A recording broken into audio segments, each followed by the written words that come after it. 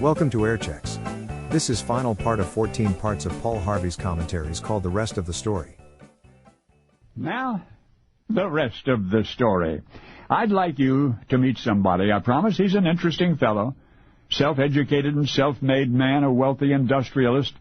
He'd come up the hard way. It's just that had he had 3 months of school behind him, or if he'd been a certified scientist, maybe then he would have recognized the value of his discovery. What discovery, you ask? All right. One day, this tycoon tinkerer was toying with an ordinary household light bulb. Now, you don't need to remember this, but what he did was insert a vertical wire between the legs of the horseshoe-shaped filament, and he connected the wire to the negative side of the circuit first. Nothing.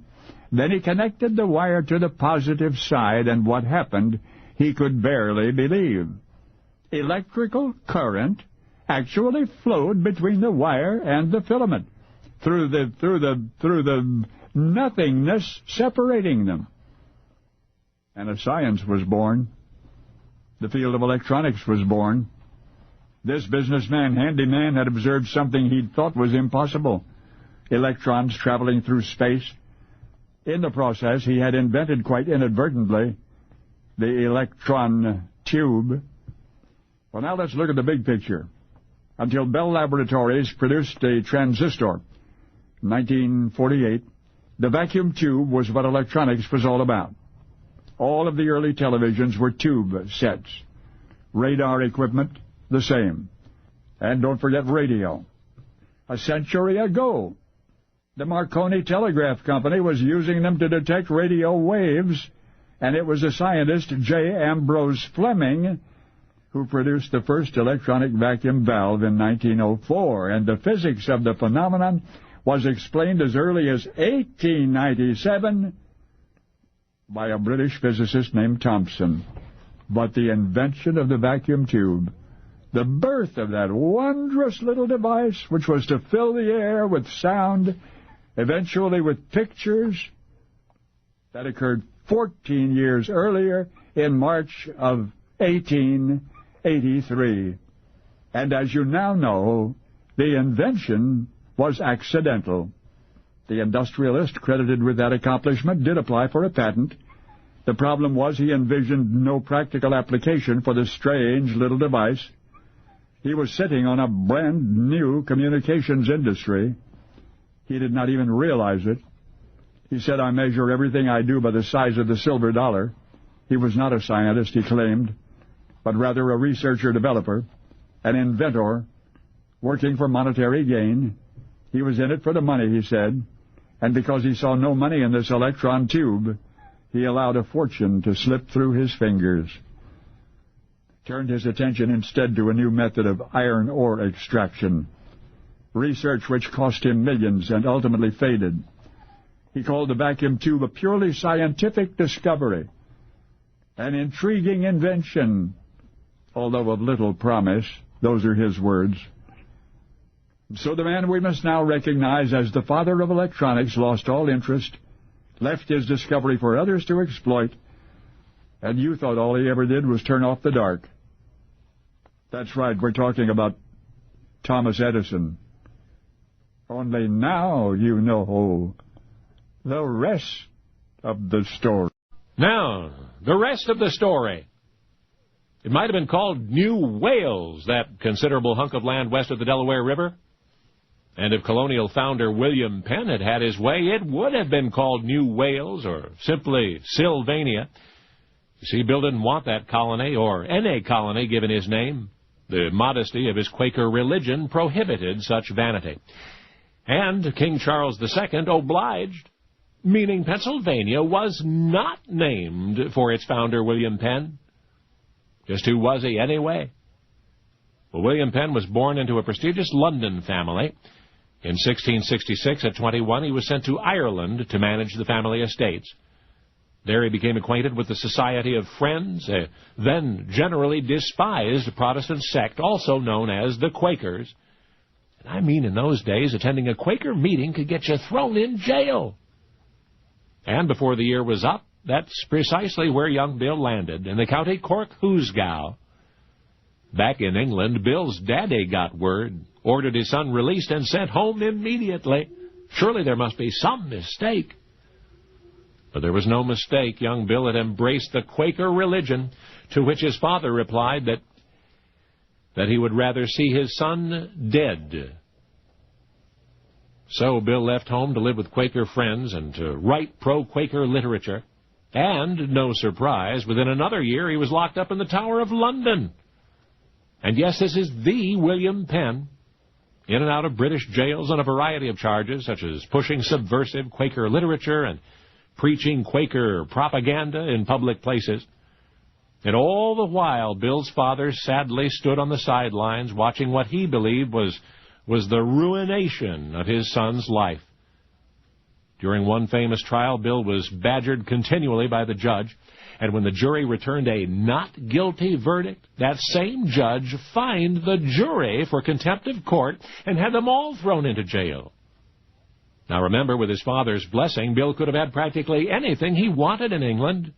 Dad was an admiral, an important man with important friends, the Duke of York and, well, the king himself. But Bill rejected the temptations of such a comfortable life. Instead, he fought for religious tolerance throughout the Old World and the New. He was 36 years old when King Charles granted a charter for that land west of the Delaware River, a holy experiment, Bill called it, the American settlement known today as Pennsylvania. By now you understand the motive of pious William Penn in his scorning of that name for the colony he founded. Humility was a most important facet of his Quaker religion, as you've learned. Why not, he petitioned the king, call it New Wales? Permission denied. Well, then how about simply Sylvania? But again the king refused to comply. And you know what? In the end, Bill won. Sort of. Because, you see, King Charles II did combine the name Penn with the poetic Sylvania to mean Penn's Woods. But he was not referring to colonial founder William Penn. It was another William Penn, Bill's anti-Quaker father. So you live in Pennsylvania, and you stand for? Well, now you know the rest of the story. Now, the rest of the story. Behold, a lion in winter. More than 20 years previous, he had brought England to its knees, had become the most famous warrior of the 11th century. The past decade, however, had been littered with military embarrassment and personal tragedy and, perhaps worst of all, boredom. But all that is about to change. There is one last glorious campaign left in the career of a soldier who, now almost 60 years of age, is more determined than ever to live up to his name, William the Conqueror. You thought you knew him from a nodding acquaintance in high school history, but you're going to hear the rest of the story. The chroniclers of William's exploits and accomplishments become suddenly sanctimoniously critical upon reaching the expedition of 1087, a devastating military adventure which has since come to be called the Vincennes Campaign. Permit me to orient you. The French Vincennes was once a slender piece of ostensibly autonomous real estate lying on the border between France and Normandy. It contained only 3 towns of any size, Mantes, Chaumont, and Pontoise, and otherwise ought to have been interesting to no outsider in any realm. Still, if only because its unfortunate location on the map, the Vincennes was alternately proclaimed to be Norman by William, the Duke of Normandy, and French by Philip, the first King of France.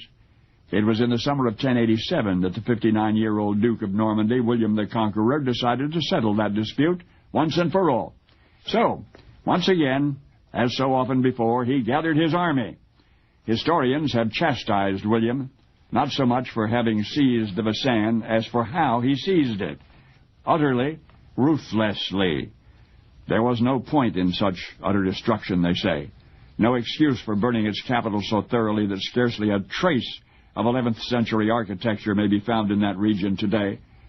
But may I suggest that such apparent overkill was neither a display of pointless petulance nor was it unique in the conquests of William. Indeed, when in his glory years the conqueror laid waste to the landscape beneath his heel, it was in preparation for a more extensive operation. And guess what? Not far from the smoldering city of Nantes, only 30 miles away, was Paris. And yet, if William's intention was, as it seems, to have conquered France itself, his plans were thwarted by the unexpected surprise of his own untimely demise, due to a wound incurred as he rode triumphantly through the burning streets of the Vassan capital. Now, the scorekeepers of European history remind us that much of what England now owes, it owes to William the Conqueror, the man who disrupted its petty feudalism and incessant internal strife by swallowing the nation whole. But now, whenever you pause to reflect on the remarkable reign of the ultimate feudal lord, who had skillfully dodged thousands of arrows and the blades of 100 swords, you will be reminded of how sometimes a trifle can tumble a throne. For as William the Conqueror haughtily surveyed the smoking remains of Nantes in the conclusion of his final battle, his horse stepped on a hot coal, reared up and jammed the pommel of his saddle into William's fat stomach, and gave him peritonitis, from which he died. Now you know the rest of the story. Now, the rest of the story. It was in the spring of 1922. Students began complaining about their postal service. Now, the University of Mississippi had its own United States Post Office right there on the campus. The students picked up and posted their own mail at that office. The problem was that the postmaster, and I'm using a word now I've never used on the air before, he was a jerk. And this is the rest of the story. Bill did not want the job in the first place. Friends convinced him he needed the job and pulled some strings, and Bill took a civil service exam. He passed somehow, became United States Postmaster for the University of Mississippi. One wonders how much of his personal history was recorded on his application, because Bill was a high school dropout, and a United States Army reject, and a college dropout, in that order. In fact, it was at Ole Miss that he managed to get accepted, and where he failed to complete his freshman year. Now here he is back at age 24 in the non-academic position of campus postmaster. The solemn responsibility of being an employee of the United States government never really dawned on Bill, and he never really appreciated how easy the job was. Another postal employee transported the incoming and outgoing mail between the train station and the post office, and that left Bill with sorting the mail and selling stamps, and that was about it. And even that was too much for him. Too much for him. The earliest complaints were that it took Bill too long to begin sorting the incoming mail. There were often long lines of restless students outside the post office. And in even more direct ways, Bill was a public relations failure. His attitude toward post office patrons ranged from indifferent to hostile. Back there behind the window, he always seemed to be sitting down and then frequently engaged in reading a magazine which had been mailed to somebody else. One of the few times that he actually spoke, it was to say that he did not intend to be at the beck and call of every expletive deleted who had 2 cents to buy a stamp. And pretty soon, Bill was spending more and more time away from the post office. According to one reliable source, he used to walk around staring at trees as though studying each leaf. Brooding, of course, is what he was doing. And then the final indignity. It wasn't enough that he was slow in fulfilling what duties he had, that he was cold and sometimes even nasty to the patrons, that he neglected even the basic responsibility of staying on the post office premises. Bill actually began throwing away the mail. Throwing it away. Seriously. Students and faculty members could often be found rummaging through the post office trash cans in search of personal and official correspondence. And it took United States postal authorities almost 3 years to get rid of Bill. That he was not ultimately thrown in jail was credited to some government inspector with a sense of humor. Bill wound up shoveling coal at a Mississippi power plant, and he failed at that also. So he did the only thing that was left to do. He did the only thing there was left to do. He became an author and won the Pulitzer Prize. He won the Pulitzer Prize twice. The Mississippi postmaster who threw away the mail, was that William Faulkner? He was that William Faulkner. Only now you know the rest of the story. Now, the rest of the story. Joseph was a tall young man, shock of chestnut brown hair, high forehead, aquiline nose, gray eyes. There was just enough country boy in his appearance to make big city folk nudge each other when they saw him coming. But Joseph had not traveled to the big city to mix in and get lost. He was there to study music. He had written to the most prestigious music school in town. The school had informed him of the date for his entrance examination. Joseph was confident. His own piano playing pleased him. His skill in counterpoint was more than adequate. And he thought he had an even greater advantage at 18. He was many years older than the average music school applicant. So he was more musically experienced. Well, the day of his examination arrived, and the boy asked to play something on the piano did, a capriccio by Austrian composer Henri Hertz. But the performance was acknowledged with raised eyebrows here and there. Why did Joseph want to enter music school, one of the professors asked. Did he wish to become a pianist? The young man politely answered yes, he would like to improve his piano playing. But more than that, he wanted to become a good all-around musician, maybe even a composer.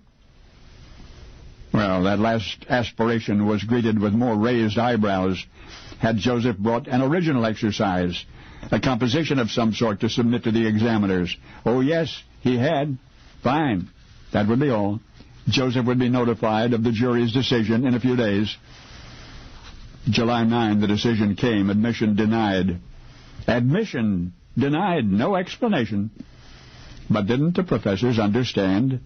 Joseph was not seeking a scholarship. He was prepared to pay whatever tuition was necessary. Yes, the professors understood. Still, they offered this advice. Considering Joseph could afford an education, he should find a private teacher. Otherwise, he should give up music, go back to the provinces. Well, Joseph found a private teacher. Joseph developed what talent he had, but he neither forgot nor forgave that music school for rejecting him in July of 1832. In fact, he had been turned away for petty reasons, that he was not a city boy, that the music school's classes were crowded, that his written exercise was rather ordinary. And imagine this, that he held his hands incorrectly while playing the piano. And at 18, he was considered too old to learn the right way. Incidentally, despite his discouragement, Joseph succeeded. And he succeeded so spectacularly that the music school, which had rejected him, later asked permission to honor him. Oh, but Joseph declined. He said, they wouldn't have me young, they can't have me old. By 1901, Joseph was recognized worldwide as one of the greatest opera composers of all time. And in that year, he died. And that same year, the old music school changed its name to Joseph's name, a commemoration of the biggest mistake that institution ever made. So should you travel to Milan, Italy, you will notice there is no Milan Conservatory. For more than 100 years, they have called it the Giuseppe Verdi Conservatory. And you know why. Because now you remember him. Now that you know the rest of the story. Now, the rest of the story. September 30, 1955, on a lonely stretch of highway, a brand-new silver $7,000 Porsche Spyder is doing about 100. Suddenly, the Porsche swerves out of control and into the oncoming lane. There's a head-on collision. Miraculously, the driver of the other car, a Ford sedan, escapes with little more than a bruised nose. But the driver of the Porsche, a young man in his mid-20s, is dead. And with him died an American legend. The driver was James Dean, a movie star whose brief and tempestuous career was immersed in controversy and whose screen image symbolized the frustration of a generation. Enigmatic, they called him. which described not only the characters he played, but his life off-screen as well. His fans were adolescents mostly, who related to his anxiety-ridden roles. But in the motion picture industry, and among the denizens of whom it was then comprised, there was no such unquestioning admiration for James Dean. Writer Lloyd Shearer, recalling his personal acquaintance with him, described Dean as, quote, reckless, cultureless, rude, disrespectful. Another writer, Pamela Swift, called him, quote, an ill-bred, ill-mannered, ill-kempt, inconsiderate young man who was basically selfish and artistically limited. And so it happened that James Dean, twice Oscar-nominated, alternately loved and hated, passed from the scene. There was one role with which he is even still most often associated, that of the troubled teen Jim Stark in the 1955 classic Rebel Without a Cause. So, as you might imagine, to the legion of causeless rebels he left behind, James Dean was a hero even and especially in death. Well, to the Hollywood movie makers, that meant only one thing. They had to find themselves another rebel, pronto.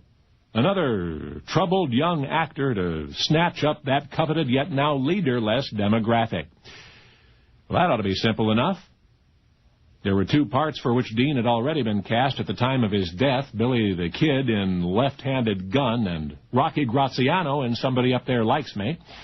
So the thing to do would be to launch a nationwide search for the new James Dean. And they did. You can imagine the multitude of James Dean lookalikes that crowded casting offices all over Hollywood. Naturally, each had carefully studied Dean's mannerisms and had even memorized much of the dialogue from his movies.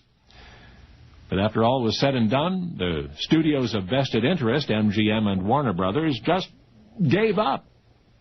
Had to admit that James Dean, whatever he was or wasn't, was inimitable, one of a kind.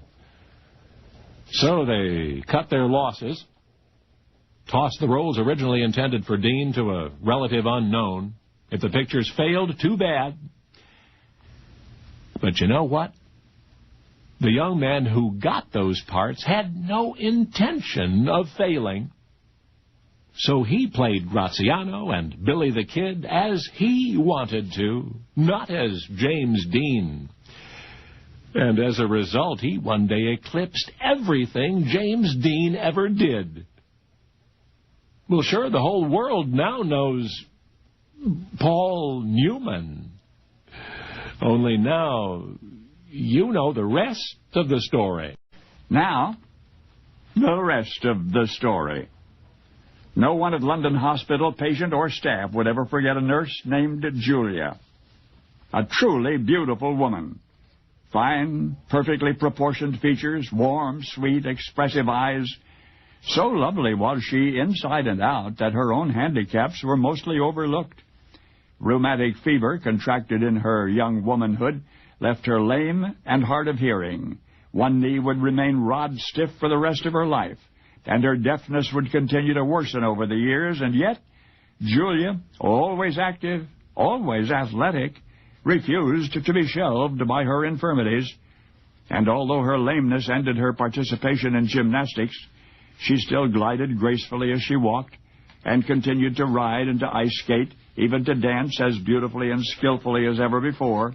Her considerable physical strength would always serve her well, for despite her diminutive size, she could lift people larger than she, and carry them with outstretched arms, apparently effortlessly. However, as a practical nurse, nobody could have been less practical. She spent far too long with each of her patients, longer than a regular daily schedule would allow. But Julia would never have agreed that it made her days unnecessarily long.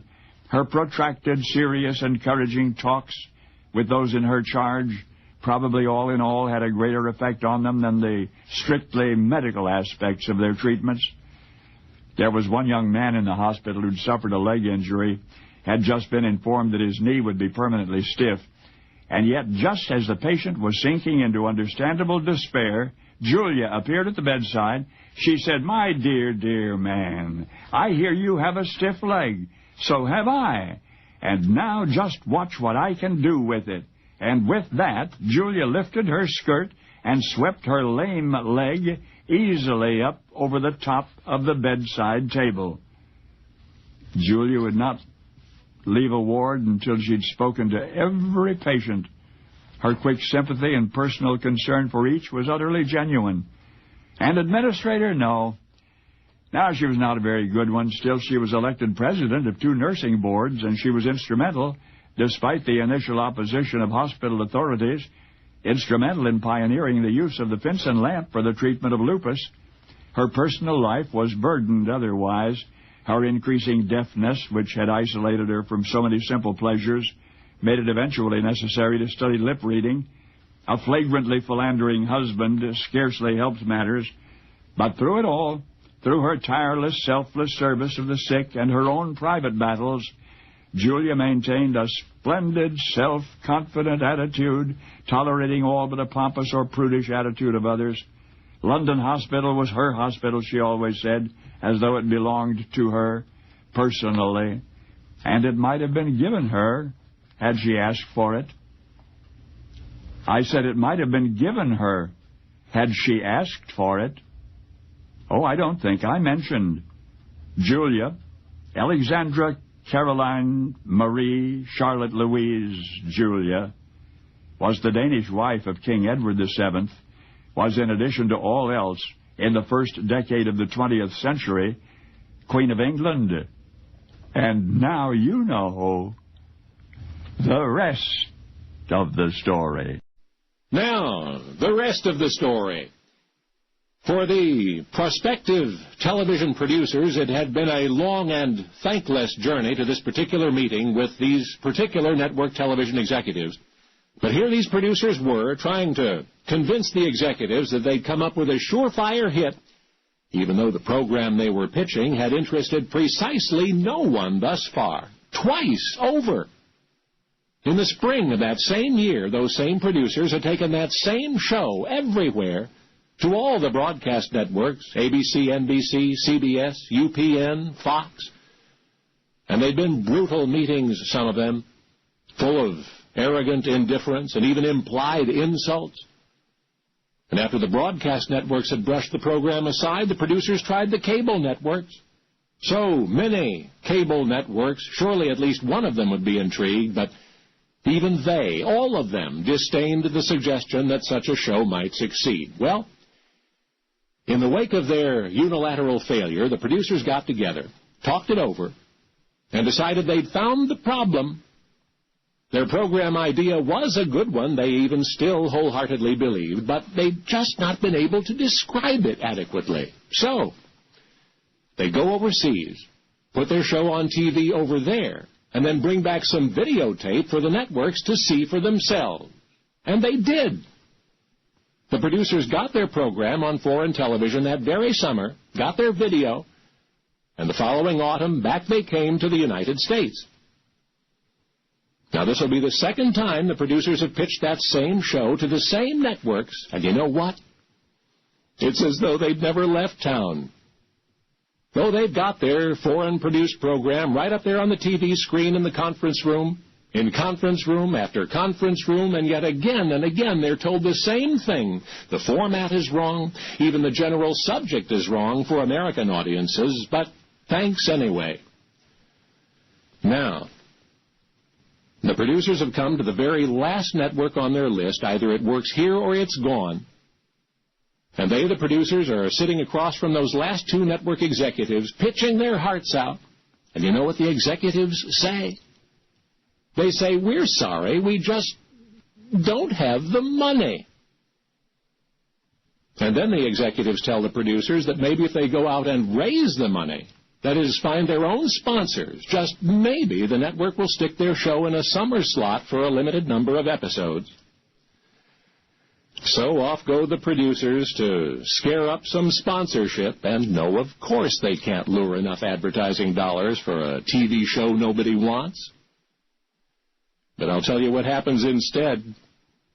The daughter of the president of that same network, who is living abroad, has seen the British version of that program, and she calls her father and says, buy it.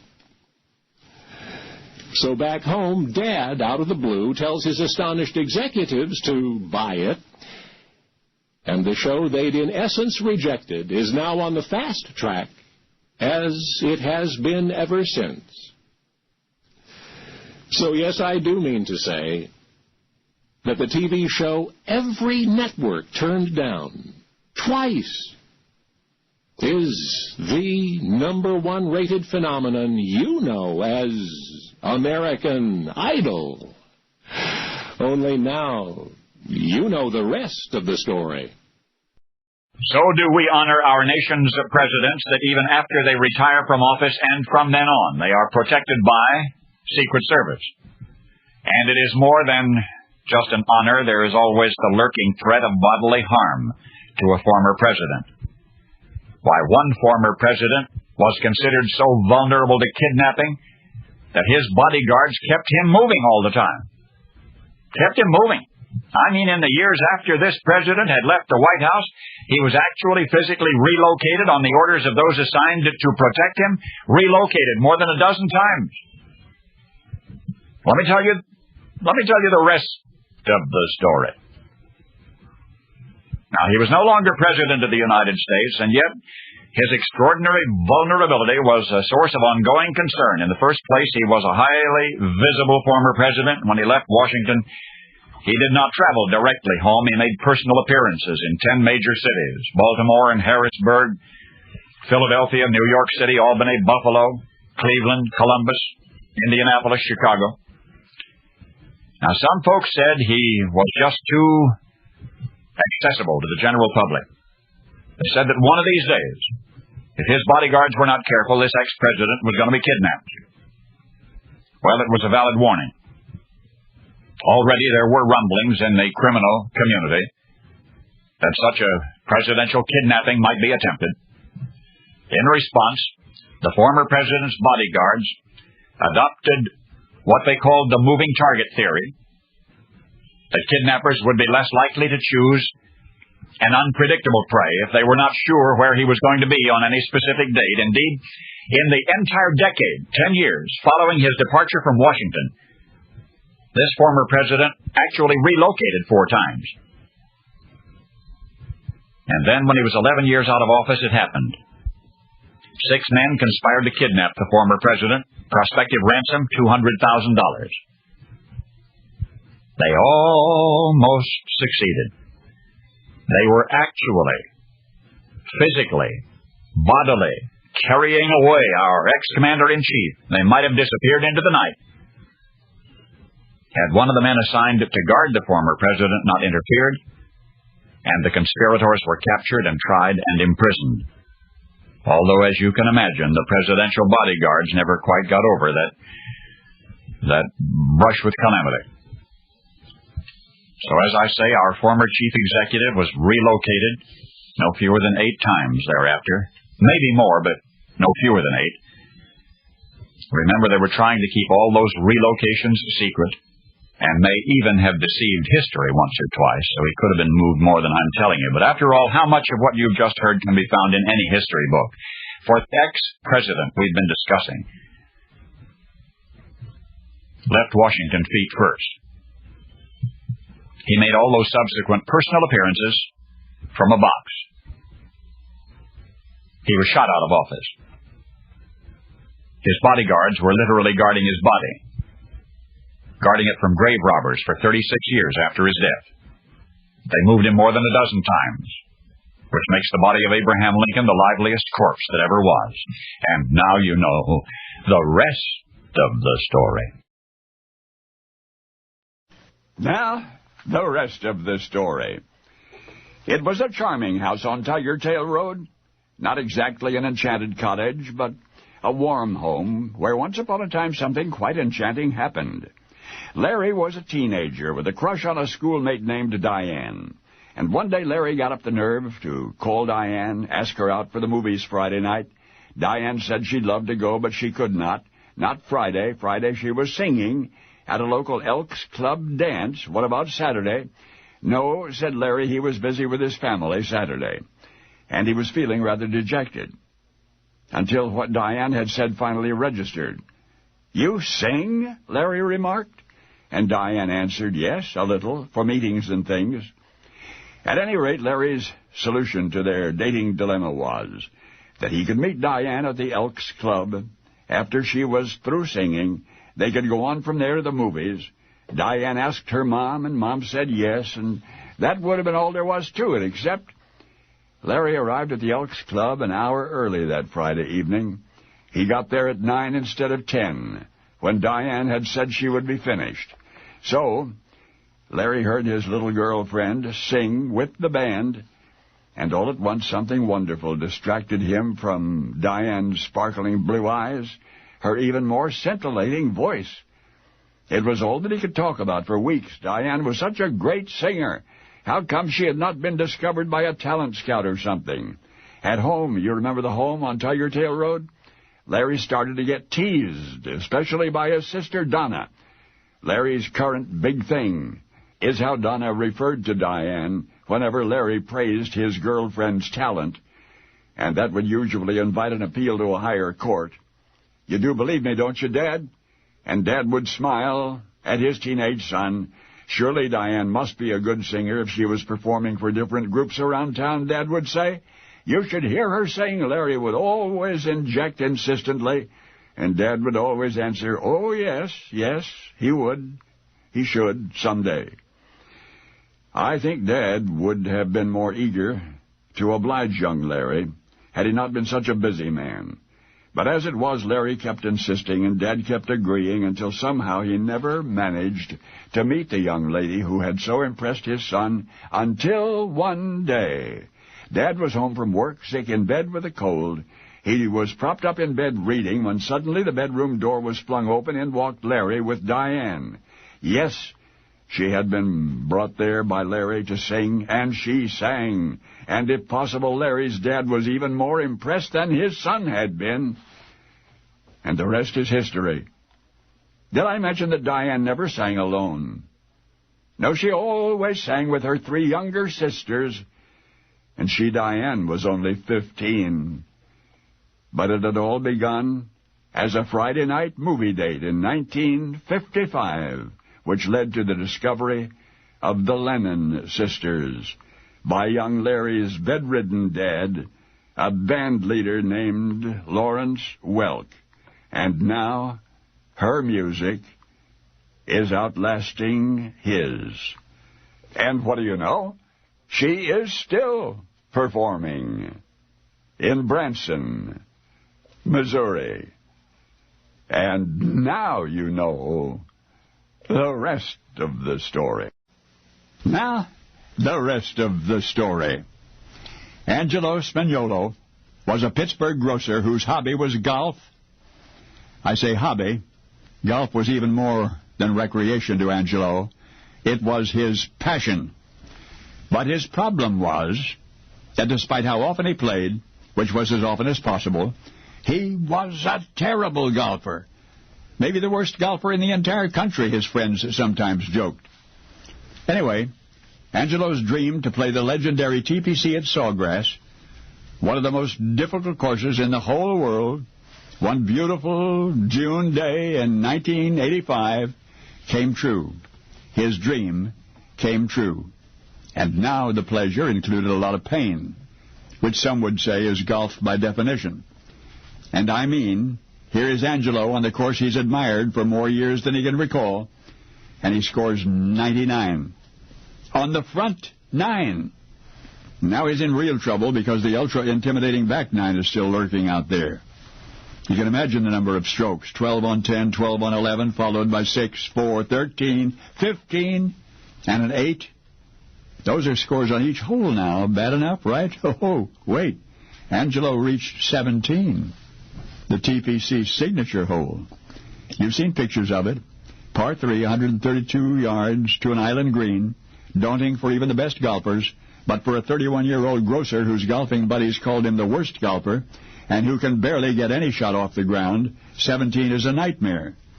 But Angelo tees it up, predictably, tops it into the water.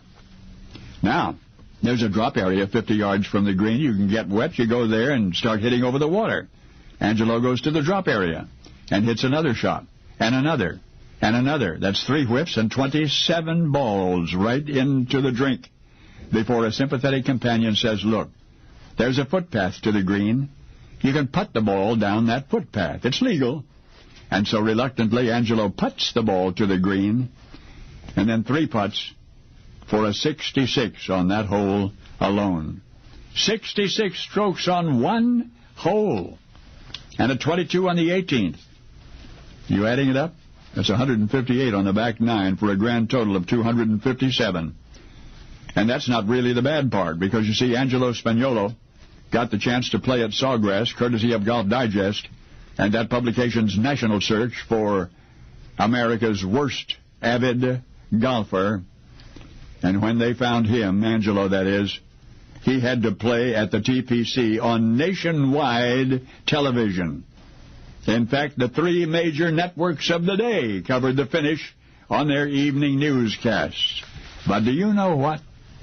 Watching Angelo play made so many amateur golfers feel better about the way they played that something of an institution was born. The worst avid golfer tournaments. The worst avid golfer tournaments. And those tournaments have raised millions for charity over the 23 years since. And by the way, today, Angelo is now 54. He is recovering from shoulder surgery. He says that when he recovers, he hopes that he can play as well as he used to.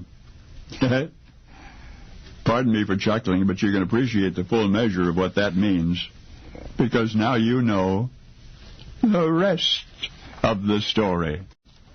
Now, the rest of the story. In 1898, Robert Edwin Peary announced that he would lead the first expedition to reach the North Pole. What a thrilling adventure, everybody exclaimed. But it was a lot harder than Peary thought it would be. During more than 10 years of trying, he'd even had an ice-breaking ship built to his specifications, but he could only steam and then sled to within 175 miles of his elusive goal.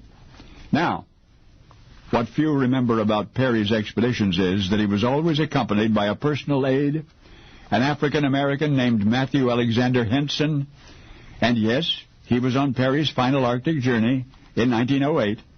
Others in the expedition included scientists and athletes, and to heighten the drama, Peary proclaimed that if he failed to reach the pole this time, he would never, ever try again. Anyway, the icebreaker plowed northward, farther north than any ship had ever sailed, all the way to the northern shore of Ellesmere Island.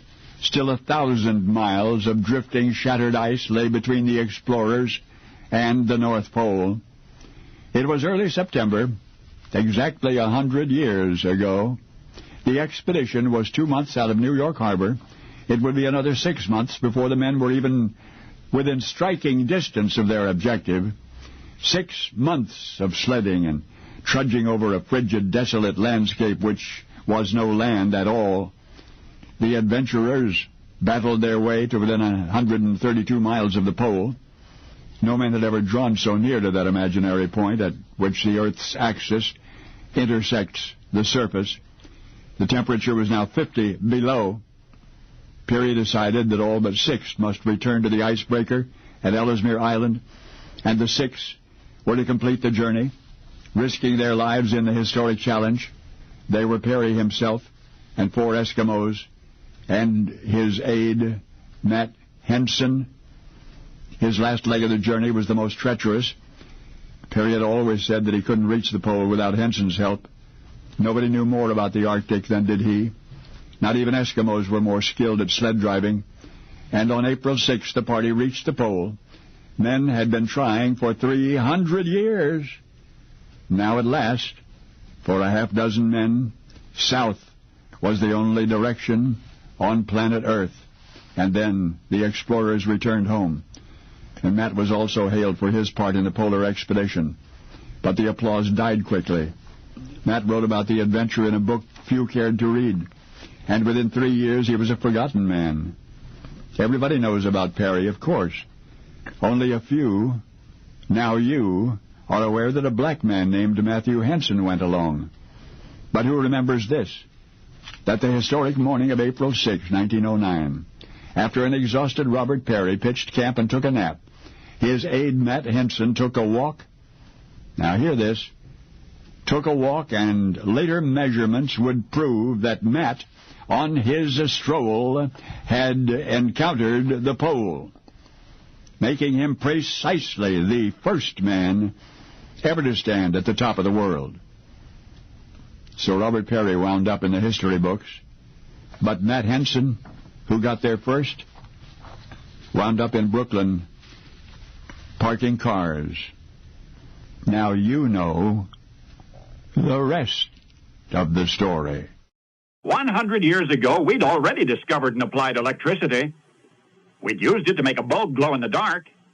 It was puny, but it was an electric light, and yet we could not transmit the electrical current along a wire for any distance. By the mid-1880s, an inventor named George began looking around for something better. He'd heard that a couple of Frenchmen, Goulard and Gibbs, had devised a new thing called alternating current. This alternating current had long-distance capability by wire transmission. So George sent a man over to France with $50,000 in his pocket, and the man returned with the patents for alternating current. George redesigned the apparatus, developed new and better transformers, and set up an experimental power station in Barrington, Massachusetts. And that was the start of a fight that lasted for 10 long years. Today we're being told by a cautious few that atomic energy is a downer. Well, it was the same in the early days of electricity. Only back then the scientific community was split right down the middle over alternating versus direct current, and the public was still burning its houses down with candles. The alternating current, which inventor George advocated, was more efficient and more effective. It could be transmitted farther. His opponents argued, however, that when alternating current was stepped up to the high voltages necessary for long-distance transmission, it meant instant death for anybody who might touch the wires. Just as this dispute approached a climax, a small boy was electrocuted by accidentally coming into contact with one of the wires at George's power station. The newspapers started a campaign against George. Ordinances were passed forbidding the stringing of high-tension wires in many cities, many towns. The leader of the opposition, a highly respected scientist, wrote an article for the North American Review, and this was the final blow that threw the switch on alternating current. This renowned scientist wrote, quote, "There is no plea which will justify the use of alternating currents, either in a scientific or a commercial sense. And my personal desire would be to prohibit their use." And those were the words of the foremost electrical expert in the world. So George was stunned. Now the scientific community was against him, and the press was against him, and the people were against him. It would take a remarkable demonstration indeed to turn the tide in favor of alternating current. So George went to Chicago, and he bid on a contract to illuminate the grounds at the Great World's Fair of 1893. He got the contract because he bid so low. Since the only light bulbs in those days were designed to run on direct current, George would now have to invent a new light bulb for alternating current and manufacture enough of them to do the job. And he did. It cost him more than he could afford, but he did design and produce the bulb. And he did magnificently illumine the exposition grounds. Thousands came and went, and nobody got hurt. And with this dramatic demonstration, George lost all his money, but he won the acclaim of the public.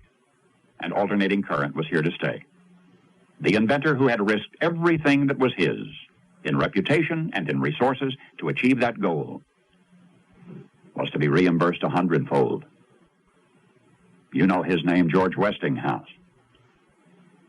But this is interesting.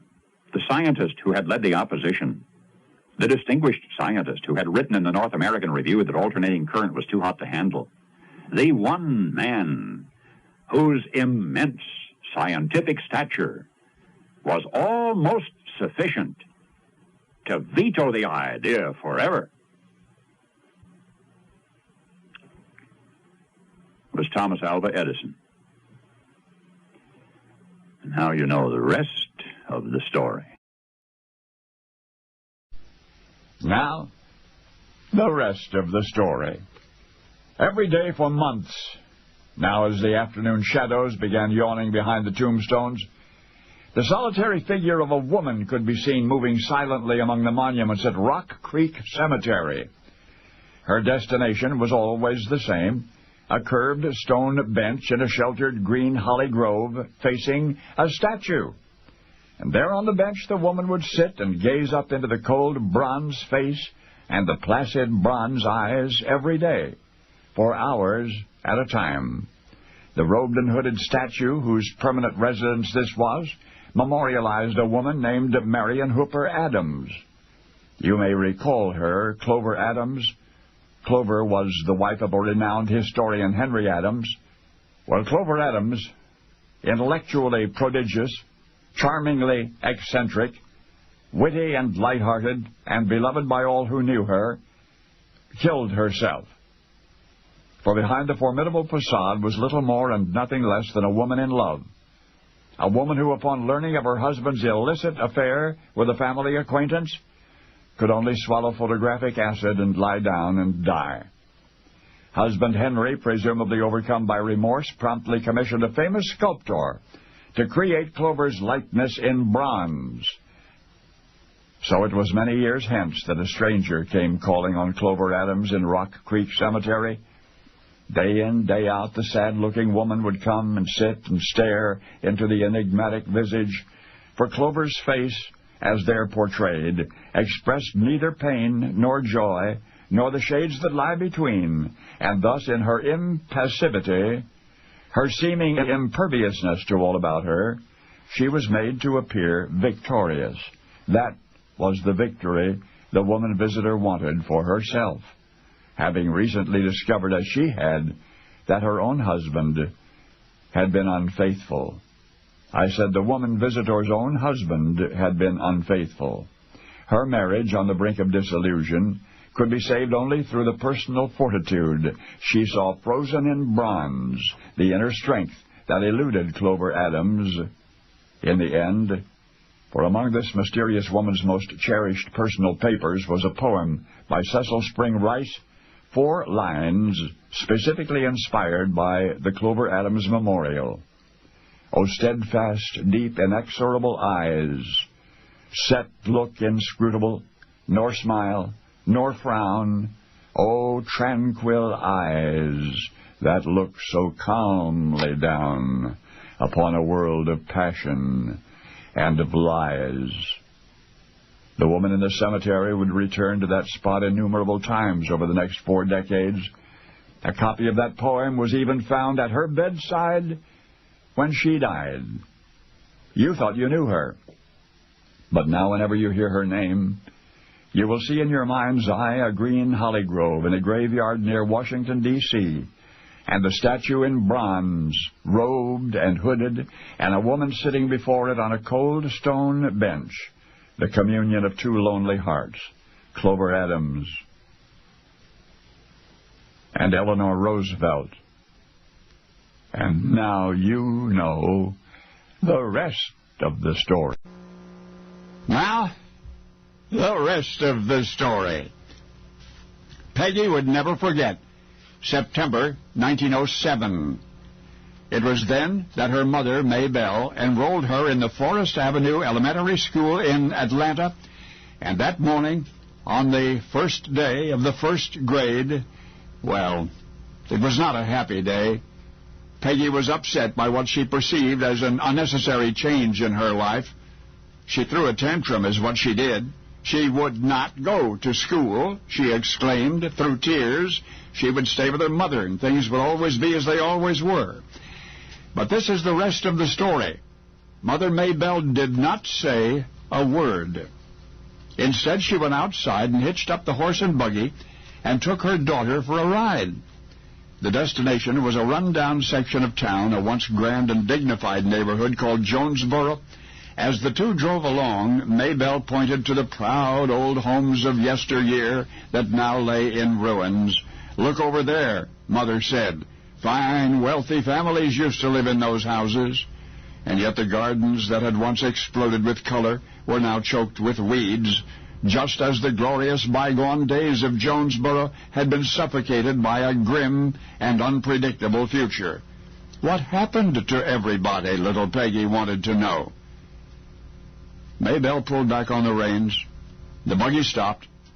It was very simple, she explained, looking deep into her young daughter's eyes.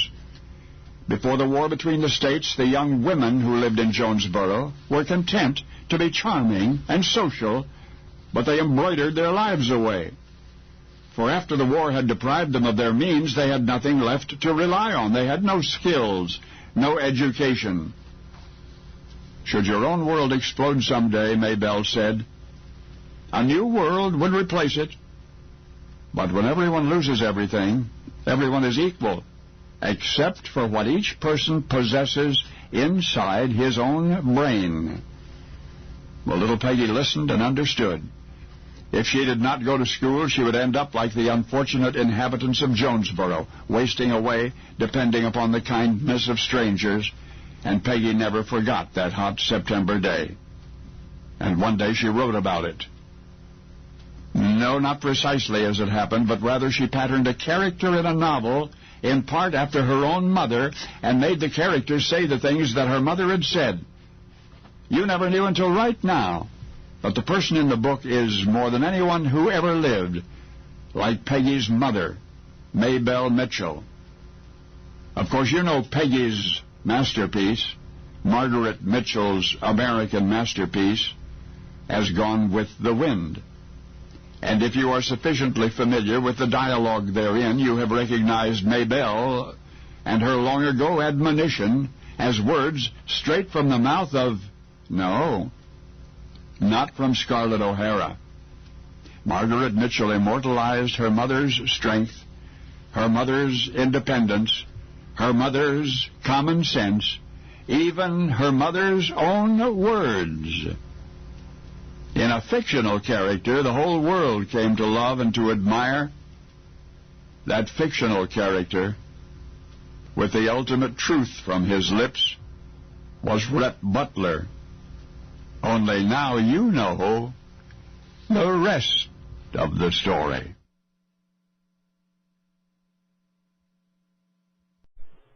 Now, the rest of the story.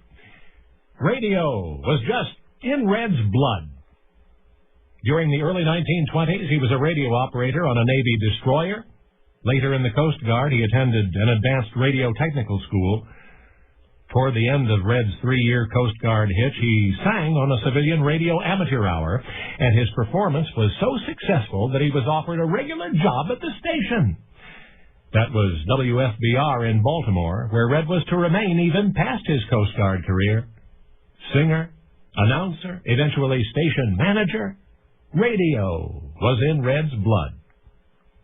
In 1930, it was on to the NBC affiliate in Washington, D.C., where Red became staff announcer. But the following year, the world caved in.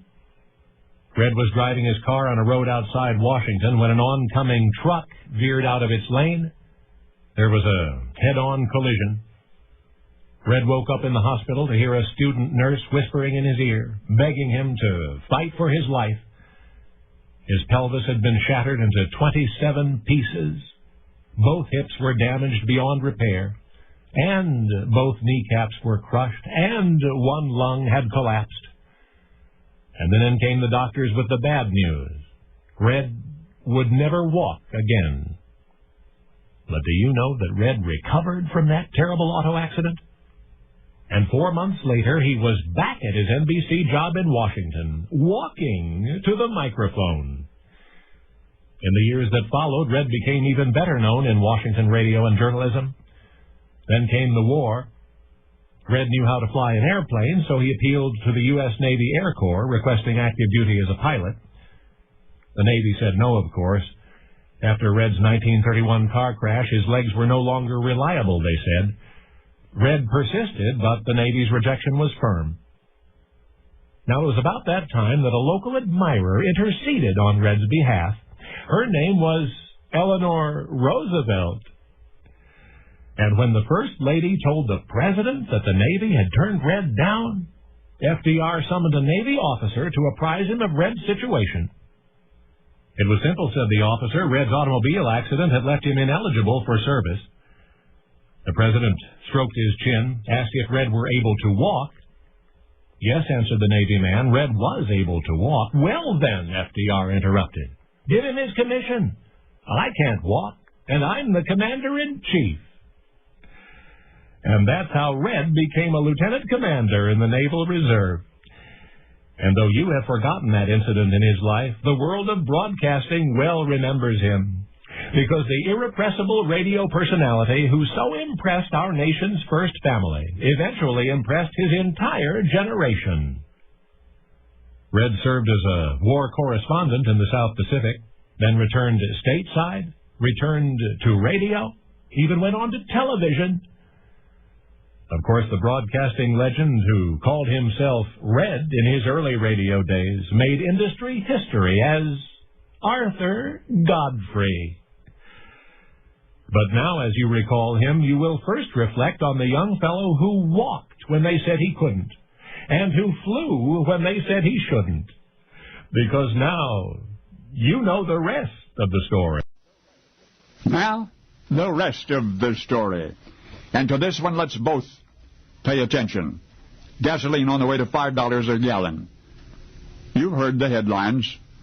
But if you believe in facing our fears, you have a splendid opportunity to do so right here and now.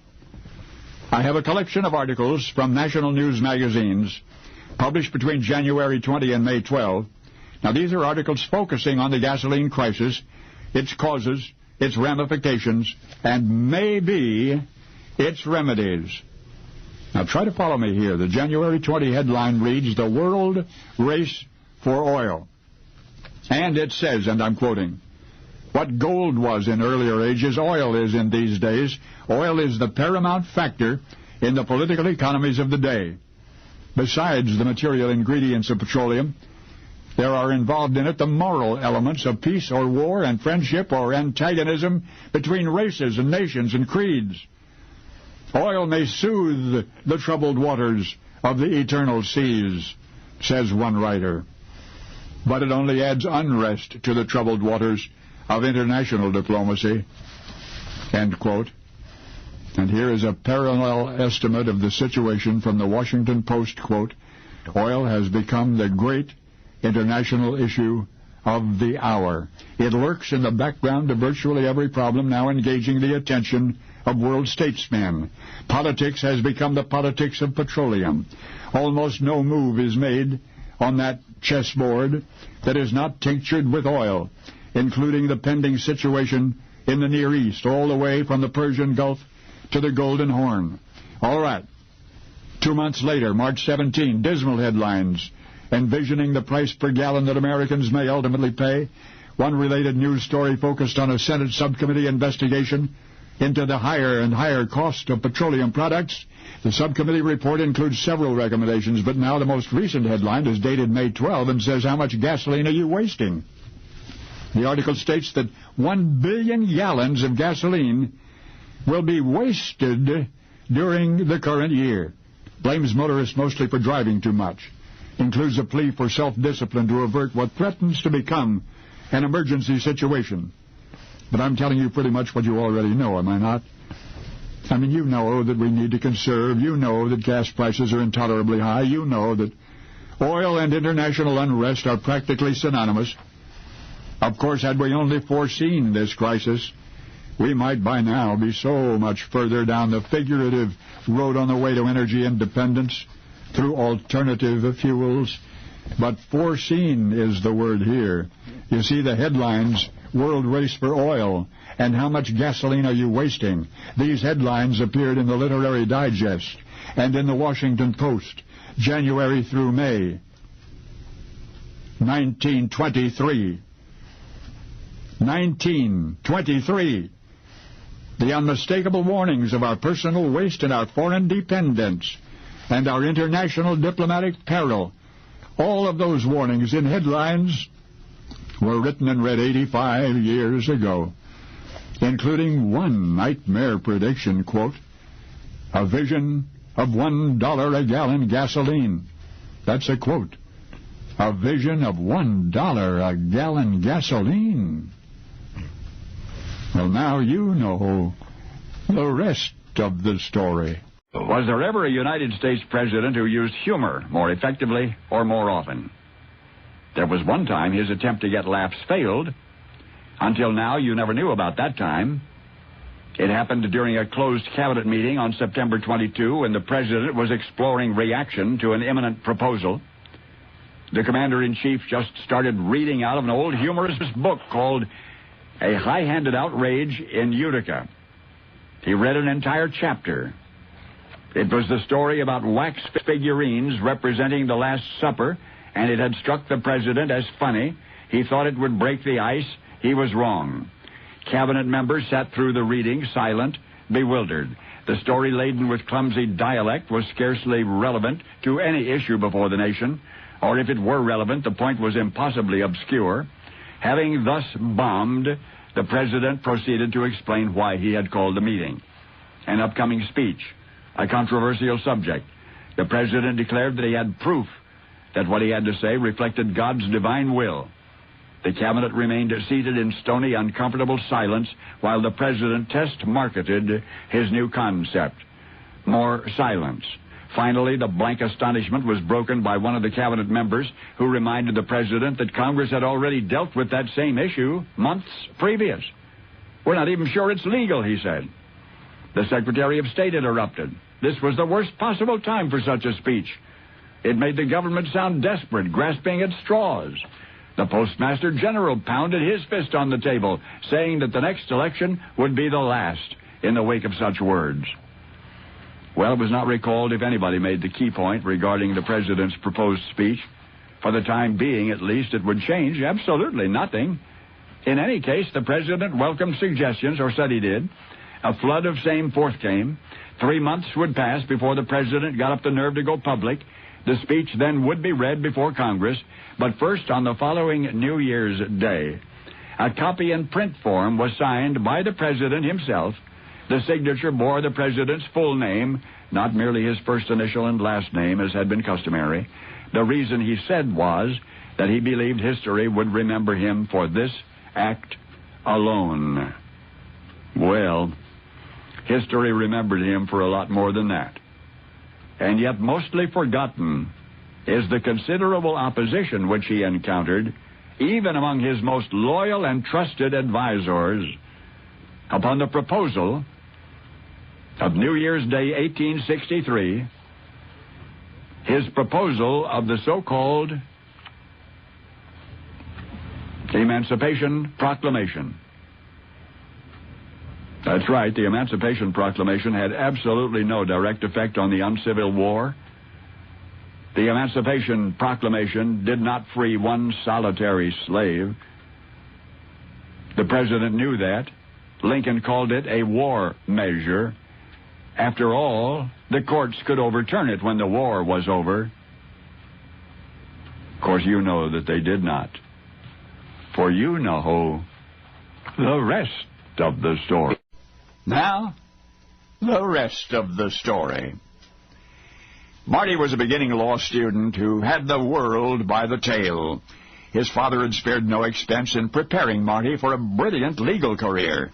His college professors had admired the young man, and now at 22, he had his master's degree and a beautiful fiancée from a wealthy family. For Marty, the future had never appeared so luminously bright. So his friends thought nothing of it when on July 16, he threw a festive party. None but he had the slightest idea of why that celebration had been held. None in his wildest dreams might have suspected.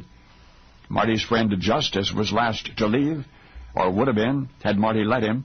But when the laughter had died away and the others had gone, Marty took Justice by the arm, sat him down, and began to tell him something wonderful. He, Marty, had been visited from beyond the stars. He, Marty, had had a close encounter. And this, as Justice heard it, was the rest of the story. Getting ready for the upcoming semester had been at once happy and an aggravating adventure. In the first place, the textbooks Marty must have were not available at the university. He'd have to procure them from an off-campus supplier. No big deal, Marty would walk to the store and back. In fact, he was returning from that shopping trip with his brand-new law books. The books were bundled under his arms. Dark clouds began gathering. It was not so much that the clouds gathered as how they rushed together, swiftly, majestically. with apparent purpose, until in no time the sun's light was all but blotted out. Marty remembered the odd chill that came over him as rain began pelting his coat, the otherwise almost dreadful silence that seemed to fall over the world. He looked up, strangely confused, and a moment later it happened. A blinding flash of light enveloped him. The awesome sound like none other he'd ever known. A horrific explosion and a roaring echo. The earth shook and Marty fell, terrified. This had been his amazing experience. Marty's friend Justice, listening, now smiled. Marty must not be unduly alarmed, Justice said. What had obviously happened was lightning had struck close by, and as long as Marty was unhurt, there was nothing to worry about. A lightning indeed, Marty agreed, but also a sign, a close encounter of the very first kind, a command from heaven itself, to which Marty had instantly responded as he fell to the ground. He vividly recalled saying, "Save me, and I will devote my life to God in a monastery." Justice was astonished, as were all of Marty's friends, when eventually they learned that that very evening the young almost attorney abandoned the good life for what he was sure was an even better one. The celebration had been a farewell party, Marty's grand goodbye to prospective wealth and prestige and all that he had known. Before dawn, he was behind the walls of an Augustinian monastery, and inspired by the white-hot memory of once upon a summertime, Marty did become a monk, and more. Oh, yes, you know Marty. As a 16th century theologian and Protestant reformer, Martin Luther. The Martin Luther. Only now you know the rest of the story. Now, the rest of the story. In the Primrose section of Woodlawn Cemetery in the Bronx, there is a gravestone. Upon that marker is inscribed the name of a sports writer you never knew. That for which you do remember him, for which he did not particularly want to be remembered, well, that fellow is someone else again. Bill Barclay, either Bill Barclay, grew up on farms in the east and Midwest. His family moved to Wichita, Kansas when he was 17. A year later, he got a job with the Atchison, Topeka, and Santa Fe Railroad. It was only after he married, after he settled in Denver, that he took a passionate interest in athletics. He'd always been a vigorous fellow, and precision of any kind fascinated him. So sports provided a creative outlet for his vigor and his preciseness. He enjoyed participating in all sports, but found it even more satisfying to observe fine athletes. Ringside, he carefully studied the outstanding boxers of his day, memorizing their styles, their strengths, their weaknesses. In fact, Bill soon became a critical expert, an unchallengeable authority on the art of pugilism, and how he loved to talk sports with his friends. He was a great talker, genial, articulate. After 17 years in Denver, Bill and his wife pulled up stakes and headed east and made Manhattan their new home. And there in New York City, Bill took the job he would keep for the rest of his life. He became a sports writer for the New York Morning Telegraph. From talking to writing was an easy transition for Bill. While many of his colleagues were stifled by their own clinical knowledgeability, Bill had an easy rapport with his readers. His column was something sports fans look forward to the way one looks forward to conversing with a friend of similar interests. And as Bill's readership expanded, his admirers increased to include author Damon Runyon and President Theodore Roosevelt. Runyon became a friend. Roosevelt was so impressed with Bill that he, the president, appointed the sports writer to a government post. That was in 1905. But within months, Bill resigned from that appointment, found that his federal duties conflicted with his newspaper obligation, and Bill, more than anything, wanted to be known and remembered as a sports writer. For 19 years, that career prospered. Bill became sports editor for the Morning Telegraph, and eventually secretary of the newspaper company. And one Tuesday morning, 1 month shy of his 68th birthday, Bill passed away. He died as he had lived, and as surely he would have wished, at his desk. The years since have spawned a multitude of fine sports writers. Bill wanted you to remember him as one of them, because at least one generation sat ringside by his side, watched the big games and the small, the heroes and the bums, through the eyes of William Barclay Masterson. Bat Masterson? Yes, the Bat Masterson. Because you remember only the several years I've not mentioned, the years of his youth as a frontier lawman, as a county sheriff, and a deputy U.S. Marshal, as a denizen of Dodge City and Tombstone. You had noted only the notches in his gun until you learned the rest of the story. Now, the rest of the story. Lieutenant Langford was frantic. Hadn't the commander seen the signal? Signal number 39?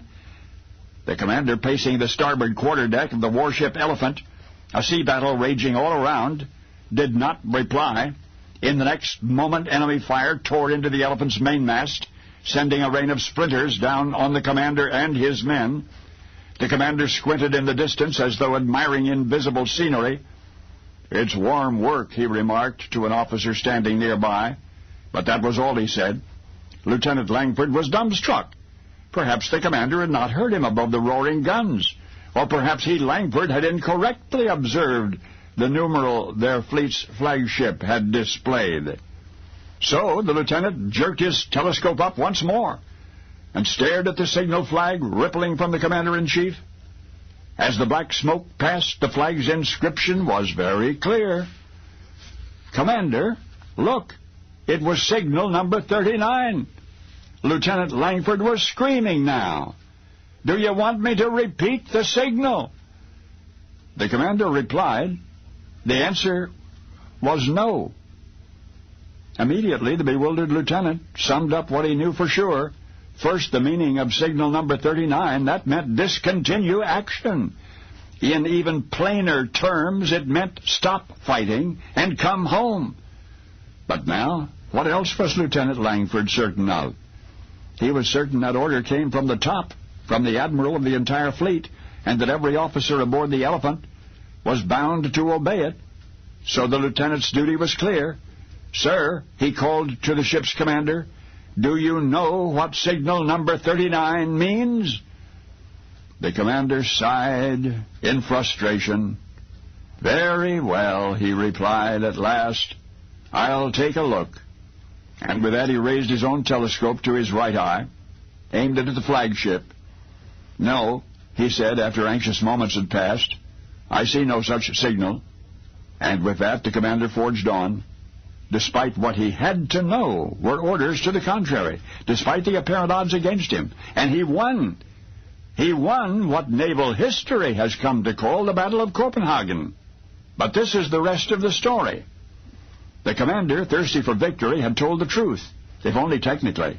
For when he looked through the telescope, which was poised at his right eye, he indeed saw no signal to retreat flying from the flagship. He saw no signal number 39. He saw nothing at all. For the commander of the warship Elephant, who was actually vice admiral of the fleet, had been wounded in action 7 years previous, and as a result he was blind in his right eye. Because he was victorious, he was honored instead of reprimanded or demoted or worse, and yet something even more lasting emerged from that historic naval engagement in 1801. A common phrase meaning to overlook deliberately. To turn a blind eye is the expression. For in school you thought you'd learned all about the British naval hero whose 2 greatest triumphs were the Battle of Trafalgar and the Battle of Copenhagen, the vice admiral who ignored a direct order and was promptly promoted to admiral, Lord Nelson.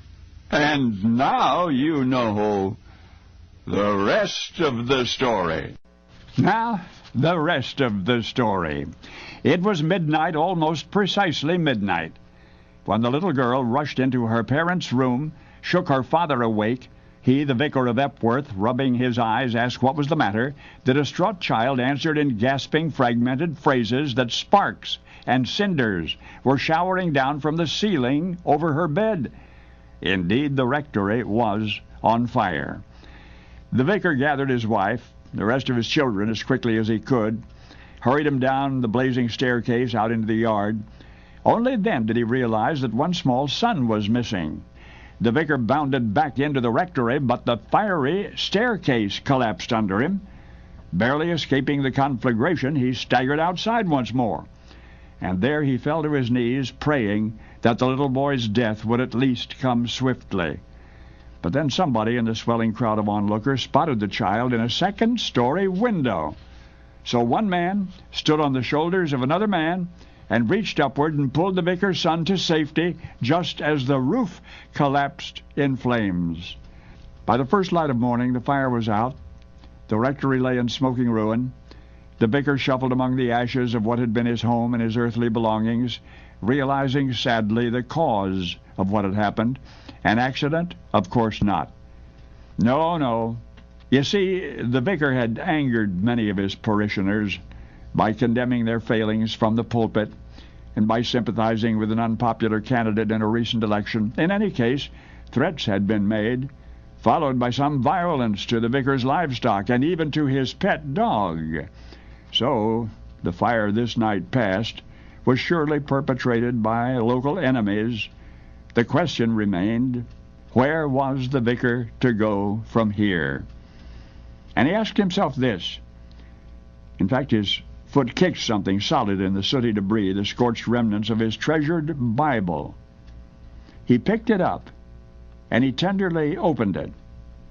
Only one verse was legible on the page before him, and there in the breaking dawn he whispered those words, "Go, sell all that thou hast, take up thy cross, and follow me."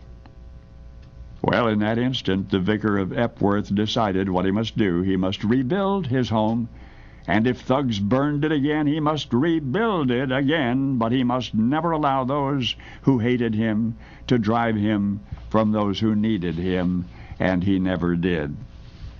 Even though his trials were far from over, even though the following year he was imprisoned for debt, the vicar of Epworth maintained his devotion to all in need, and his fierce optimism, and yes, even his sense of humor.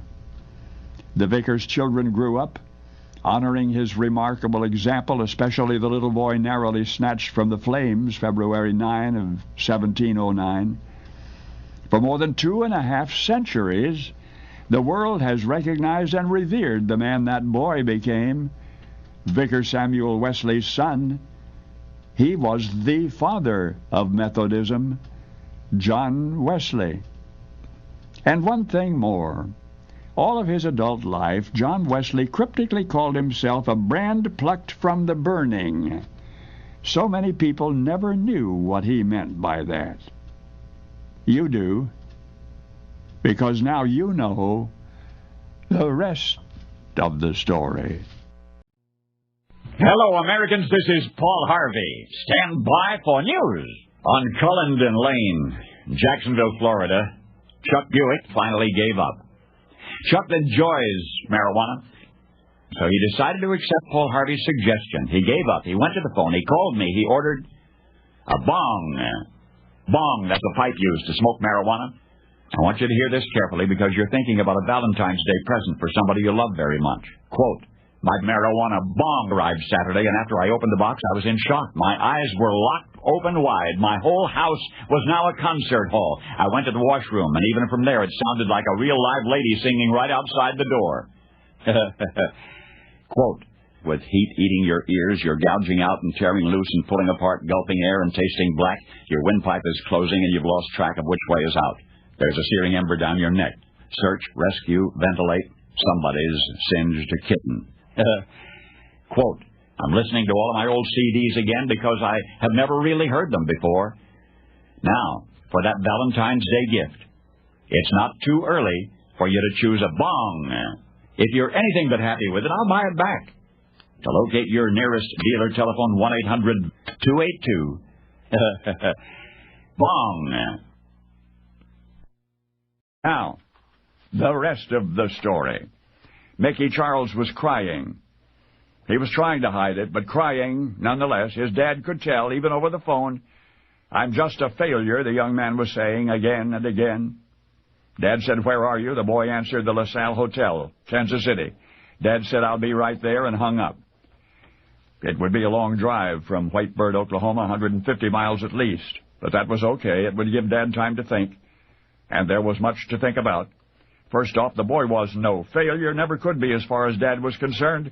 Just needed a little self-confidence, the way he had sometimes when he was a kid. You ain't going to spend your natural life in the mines the way I did, Dad had often admonished. But if you're going to do anything else at all, you got to believe in yourself. And the boy had listened patiently, but had he really understood what the old man was saying?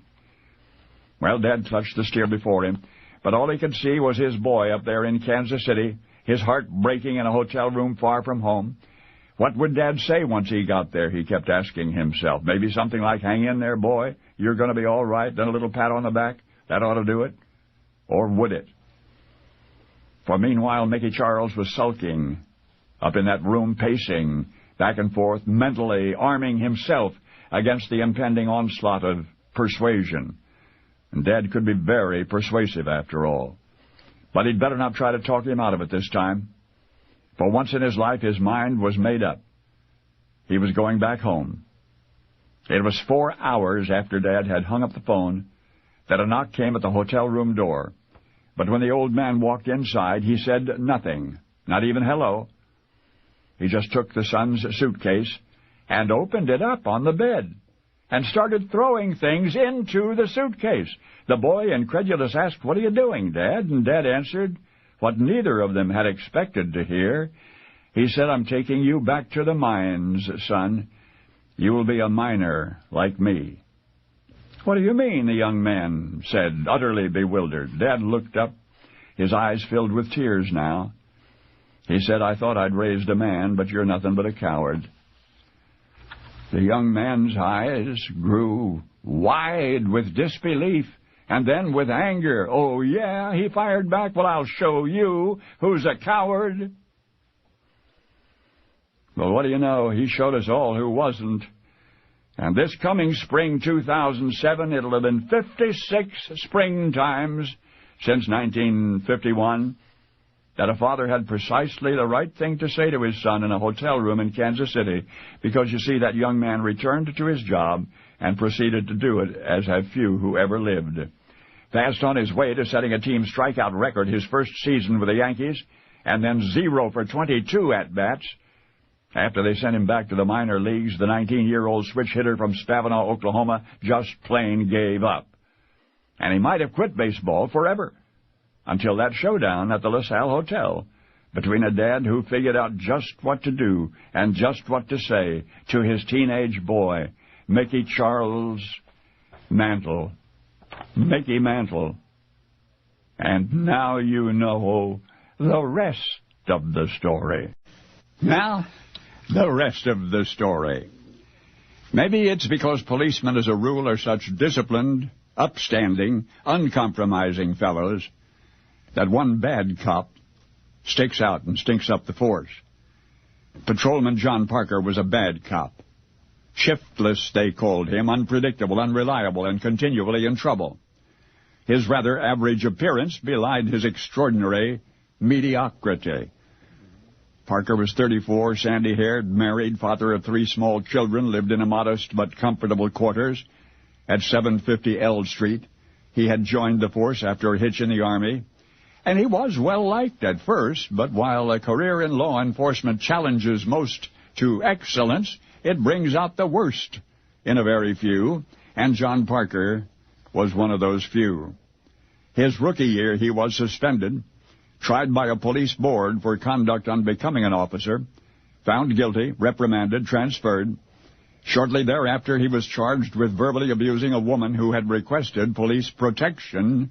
Next, he was nailed for hurling profane insults at a superior officer, and then they caught him sleeping on duty in a streetcar. The following April, Officer Parker was discovered drunk and disorderly in a house of prostitution. And at the trial, one of the hookers testified in his defense. She supposed that Parker had not once been observed drunk or disorderly in all of the 5 weeks he had been living and sleeping at the bordello. It was only 2 weeks after his acquittal on that charge that John Parker was found napping on duty again in another streetcar. Then 3 months later, he got in trouble for cussing out a citizen who had asked him for help. Still, in each of these instances, the patrolman managed to escape any real punishment. He was either reprimanded or otherwise excused. Alcoholism seems to have been the main thread running through the tapestry of Parker's problems, that at least most of his insubordination and undependability were linked to drinking, however light or heavy. And since the department kept him on despite everything, it became their problem to find duty easy enough for him. I mean, what would you do with Patrolman John Parker? Well, I'll tell you what the Metro did with him. They got him a soft assignment, but he botched that. What happened was he got bored as usual and left his post and picked up a couple of drinking buddies and headed for Toltavul's Tavern, where they all got loaded until it was too late. Because unknown to Officer Parker, among the men in that same bar was one drinking for courage, a fellow carrying a gun who left the tavern shortly thereafter to keep an appointment with history. The man with the gun, the derringer, was John Wilkes Booth. You see, Parker was a bad cop, maybe the least reliable on the entire Washington, D.C. police force. But that night, he was designated personal bodyguard to President Abraham Lincoln. Yes, I do mean to say that John Parker, drunk as usual, was the policeman assigned to guard the president's box, April 14, 1865, at Ford's Theater. And now you know the rest of the story. Now, the rest of the story. Each and every spring, the New York Yankees pass through Chattanooga, Tennessee, for a couple of exhibition games with a local minor league club, the Lookouts. The latter was a Southern Association ball club, the Washington Senators AA farm team. Now, these late 20s and early 30s were the glory days of the Yankees. Their starting lineup was not merely talent, it was ominously monikered Murderer's Row. So the Yankees' annual matchup against the Chattanooga Lookouts was quite predictable until 1931. The Lookouts' new owner, Joe Engel, had just built him one of the biggest, finest ballparks in the minors. And as a former scout for the Senators, Joe had an eye for burgeoning baseball talent. In fact, it was Joe Engel who discovered and hired pitching phenomenon Jackie Mitchell, the promising protege of Brooklyn pitcher Dazzy Vance. The 1931 square-off between the New York Goliath and the Chattanooga David was scheduled for Wednesday, April 2nd. It was a chilly, often on sunny spring afternoon. 4,000 sweater-clad fans jammed the new stadium. The Yankees, Ruth and Gehrig, the best batters in the game, were steamed, Ruth especially. Joe Engel had hyped the game to the hilt, largely on the strength of this rookie pitcher, Jackie Mitchell. The New York offense was in for a surprise this year, Engel had promised. But neither the Babe nor the Iron Horse liked surprises, so Ruth and Gehrig agreed. When they got to the plate, they would hammer this alleged genius, Jackie Mitchell, right off the mound. And there was added incentive, for Joe Engel had offered a gold watch to anybody who could hit a ball over his new park's tall fence. The word echoed among the Yankees, "Get Jackie Mitchell." The rookie pitcher stares Ruth down, nods the sign from catcher Ed Kenna, then rips a sinker down the pipe, falls like an anvil as it crosses the strike zone. Ruth swings for downtown, but misses by the width of a mitt. Strike one. Second pitch is a rubber stamp. So's the result. Strike two. Ruth can smell the next one and shoulders the bat accordingly. He's right. 1 ball, 2 strikes. But it's the Babe's last good guess. Mitchell nips the bottom of the zone on the fourth pitch and leaves Ruth looking. And the greatest batter in baseball history angrily slams his weapon into the dust. Meanwhile, on deck, Lou Gehrig looks on in astonishment. He knows that he can't afford to take a pitch from this upstart. He'll have to swing hard 3 times and hope he connects at least once. He does not. 3 strikes on 3 pitches. Mitchell will take on one more batter, Tony Lazzeri, before manager Niehoff pulls his remarkable rookie from the game. And Jackie Mitchell never made it to the majors. A few more seasons in the minors and Jackie retired. You see, Baseball Commissioner Kennesaw Landis refused to permit Mitchell to play in the big leagues. For in April of 1931, when that young firebrand faced the Yankees' biggest guns, rookie pitcher Jackie Mitchell was a 17-year young student from Chattanooga Central High. A 17-year young girl. And now you know the rest of the story.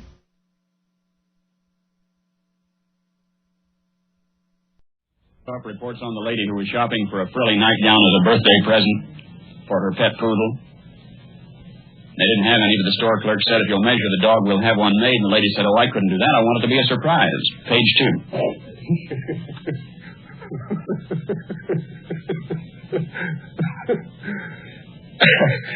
One of the most spectacular kinds of automobile accidents is the one in which a car not only gets banged up, but bursts into flames. What makes it really horrible is the idea that a driver and his passengers, stunned by the accident, may be trapped inside the burning car. The National Safety Council says that, fortunately for most of us, this type of spectacular smash-up is very rare. Only one driver... Good night, Mother. The thing that stuns people inside a car... well, some may just... Time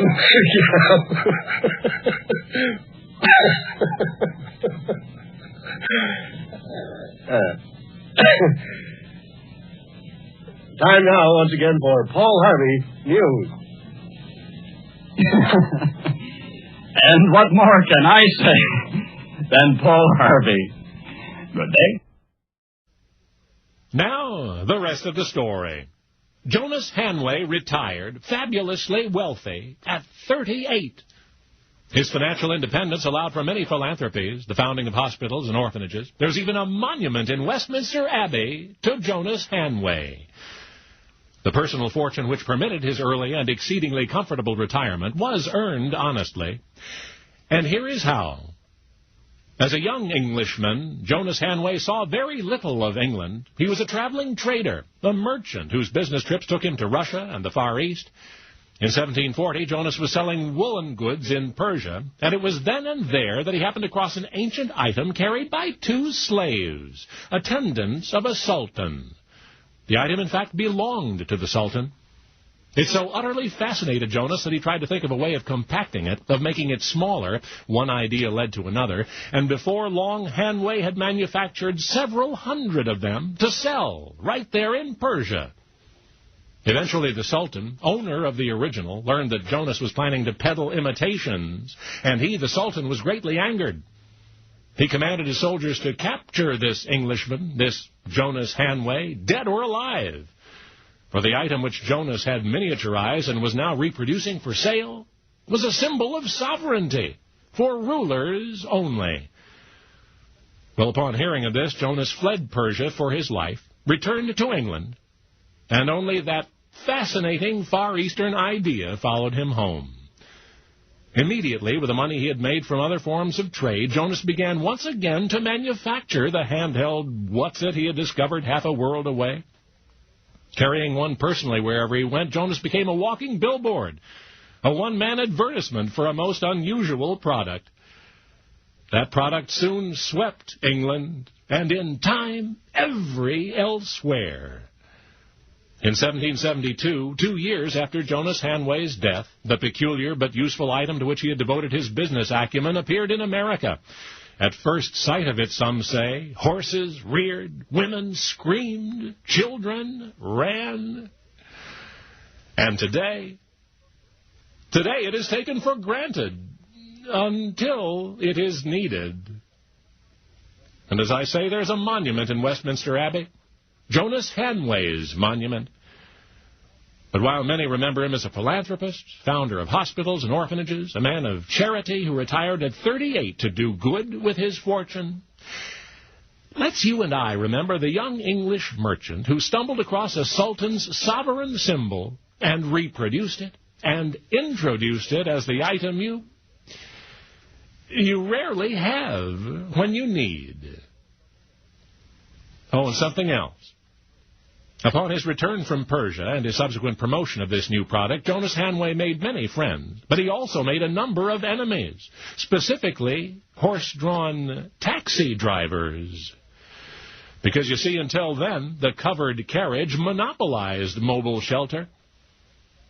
And Jonas Hanway was offering a reliable alternative, a clever device you know as the umbrella. Only now, you know the rest of the story. Now, the rest of the story. And you and I are going to visit a period of lawlessness in Chicago's history, remarkable even for that raucous, rough-and-tumble town. In fact, Chicago's mayor was facing the toughest decision that a civic leader of his rank can make, although he hardly had a choice. It was either hand over his city to the hooligans or tell his policemen, shoot to kill. And that is what the mayor did. Anyone you catch in the act of arson, he ordered, shoot to kill. Well, the police followed those orders dramatically. There was much shooting, much killing. There was also much arson, more than the newspapers could ever have reported and still have space left for the obituaries. A plague of purposeful fire-starting, incendiarism, as it's called, and a plague such as Chicago had never seen. So, the order sustained, shoot to kill. A young boy was seen setting fire to a building on 32nd Street. He was shot, died instantly. Not far away on the corner of 32nd and State, another firebug was discovered torching a building. He, too, was shot dead. And then there were two men attempting to torch a Jesuit church on the west side. They were not shot fleeing. They were stood up against a wall and gunned down, St. Valentine's Day massacre style. Only a handful of instances amid the officially innumerable. And the mayor remained confident that his shoot-to-kill policy was justified, inasmuch as an arsonist is a potential murderer. But in spite of that ultimately harsh response, the incendiarism continued for days, and finally Chicago's mayor threw up his hands. Law enforcement officials could not shoot to kill fast enough to stop the firebugs. They would need the support of a national military force. Well, when Illinois' governor learned that the mayor of Chicago had turned his town over to the Army, the federal Army, he, the governor, was furious. The state could take care of its own problems, the governor says. But nobody wonders, could anything but federal martial law have held Chicago together through that most trying time in the turbulent city's history? You may have been reminded of this retelling of Mayor Daley's Chicago when the father of the current mayor, what had it been, 40 years ago now, when he, in the wake of riots, ordered shoot to kill any arsonist, remember? But the mayor you've just met was Chicago's mayor 140 years ago. Mayor Mason, who faced that city's most extensive ever outbreak of arson. And what triggered it is most amazing of all. You remember the Great Chicago Fire of 1871.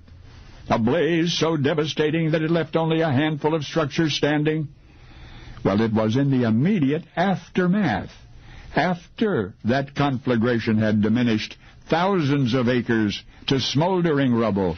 It was after that hysterical survivors, men and women, even children, took to the streets of Chicago for days on end, day after day, night after night, madly, inexplicably setting fire to the few pathetic buildings that remained.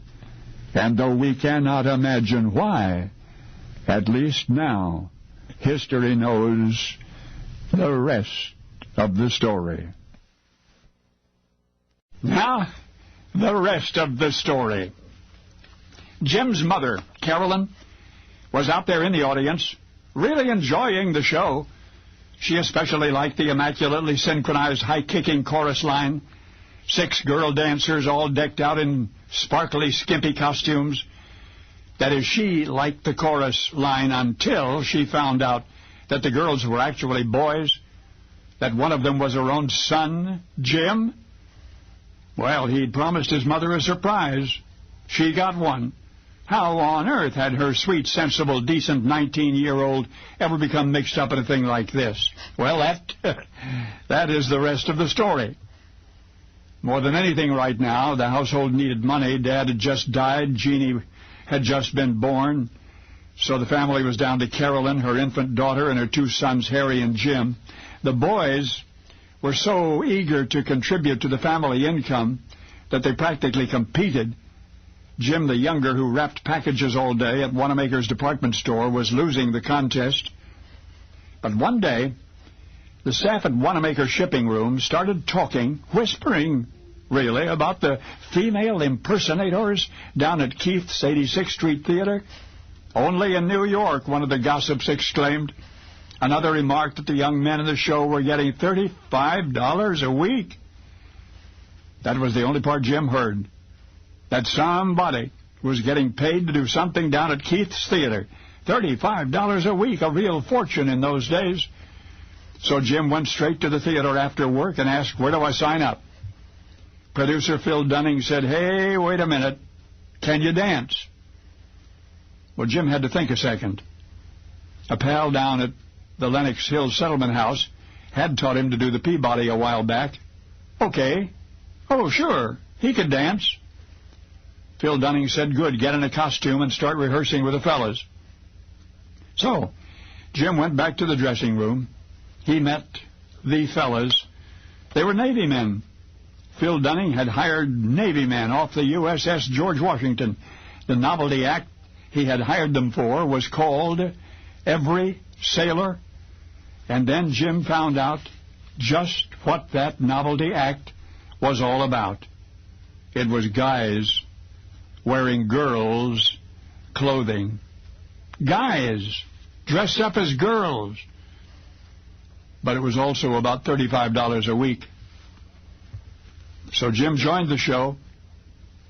And yes, his mother did see it. And afterwards she did not scream. She did not pout. She did not even complain. She simply looked her son in the eye and said, "You had better get an education." The show ran for 8 more weeks, after which Jim, as promised, retired from show business. To the relief of everyone, he got a nice, quiet, well-paying job at a brokerage house on Broad Street. His days in the kick chorus line were over. A life of common sense and responsibility had begun for the teenager who in 1919 made his show business debut in drag, a lovable New York chorus boy named Jimmy Cagney. And now you know the rest of the story. Now, the rest of the story. Jane Doss had never won anything in her life. She had done her share of losing. Jane was the widow Doss. I do not believe that she was pitied, although folks might see her at a distance and say, "There goes the widow woman. We must visit her sometime," but few ever did. And as I say, Jane had never won anything in her life. But this was the spring of 1825, and Jane's luck was about to change. In 1732, Britain's King George II granted the territory to a general named James Oglethorpe. The territory we're talking about in the state of Georgia. The following year, Oglethorpe founded a settlement on the Savannah River. He defeated the threatening Spanish in 1742. That was called the Battle of Bloody Marsh. It was not until 1754 that Georgia actually became a royal province. In 1776, the delegates to the Continental Congress supported national independence. Georgia's statehood was granted January 2, 1788, and she was fourth of the 13 original states to ratify the United States Constitution. Now, those are the basics of early Georgia history. And yet some historians contend that Georgia history begins with the Land Act of 1803, for it was then that the state government first sought to tame the wild woods of Georgia by getting as much land as possible into the hands of private citizens who then would develop it. This would be accomplished by lottery. In fact, 8 land lotteries were planned within a period of less than 3 decades. One of those lotteries took place in 1825, and that brings us to the widow Doss, who had never won anything in her life. Now, Jane lived in the Knox district of Jackson County. She had no interest in DeKalb County. And yet the land she acquired in the lottery of 1825 was in DeKalb, spelled DeKalb, specifically in the 14th district, even more specifically, lot number 78. Well, surely Jane was not all that enthusiastic about her acquisition. Lot 78, as virtually all the lots in the district, were solid woodland. Were she a man, perhaps she would possess the urge as well as the physical strength to strike out and clear the land by hand. Indeed, there was a certain irony in the fact that the only women eligible to participate in the land lottery were widows. But Jane Doss hung on to Lot 78 for 1 year. For in 1826, she discovered a buyer, one Matthew Henry of Gwinnett County, and Jane sold Lot 78 to Matthew for 25 cents an acre. Not once had Jane even visited her property. The philosopher says everything is a matter of perspective. That's why we today, regarding that distant yesterday, stand dumbstruck and disbelieving. You see, the widow Jane Doss had no use for lot number 78 in the 14th district of DeKalb County, Georgia. No use at all. So she sold that land for 25 cents an acre. 2.5 acres in all. What I'm saying is that the widow Jane Doss sold outright that which would become the entire north half of downtown Atlanta for $50. And now you know the rest of the story. Now, the rest of the story. Did you ever wonder what Wild West outlawing was really like? Was Jesse James in peril all the time, or was he just having fun? Historians will say that his life of crime was hard work. For example, July 7, 1875, the James Younger gang held up a train east of Otterville, Missouri, and Jesse told the man guarding the safe to get the money for them. The guard, however, had no keys, and neither had anybody else on the train. So Jesse told gang member Bob Younger to get an axe. Bob found a fire axe and started hacking away at the safe. But the heavy safe, just a few small dents. Now the guard is grinning, and Bob handed the axe to his brother Cole. Well, Cole Younger was a towering, broad-shouldered, powerful man. Took him every bit of 10 minutes slamming that axe into the safe before he chopped a hole in the top. But it was a hole so small that only Jesse's slender hand could reach inside. Needless to say, the boys were a long, tedious time getting the cash out of that safe. No, that was not an isolated instance. In fact, Jesse James worked so hard at outlawing, he almost retired twice. The first time was December 1869. Jesse was 22. Brother Frank and Cole Younger had just robbed the bank in Gallatin, Missouri. You've seen how bank robbers in Western movies run from the bank and jump on their horses. Well, this time, in real life, Jesse missed the saddle. He made the stirrup but missed his horse. So, with Jesse's foot caught in the stirrup, that horse dragged him all the way down the street. Luckily, Frank looked back, saw what had happened. But by the time he could pull his brother into the saddle behind him, the whole town had been alerted and was shooting at the fleeing bandits. Bullets were flying everywhere. The gang's escape was miraculous. In fact, it would be many months before Jesse even considered another holdup. See what I mean? Jesse James worked hard.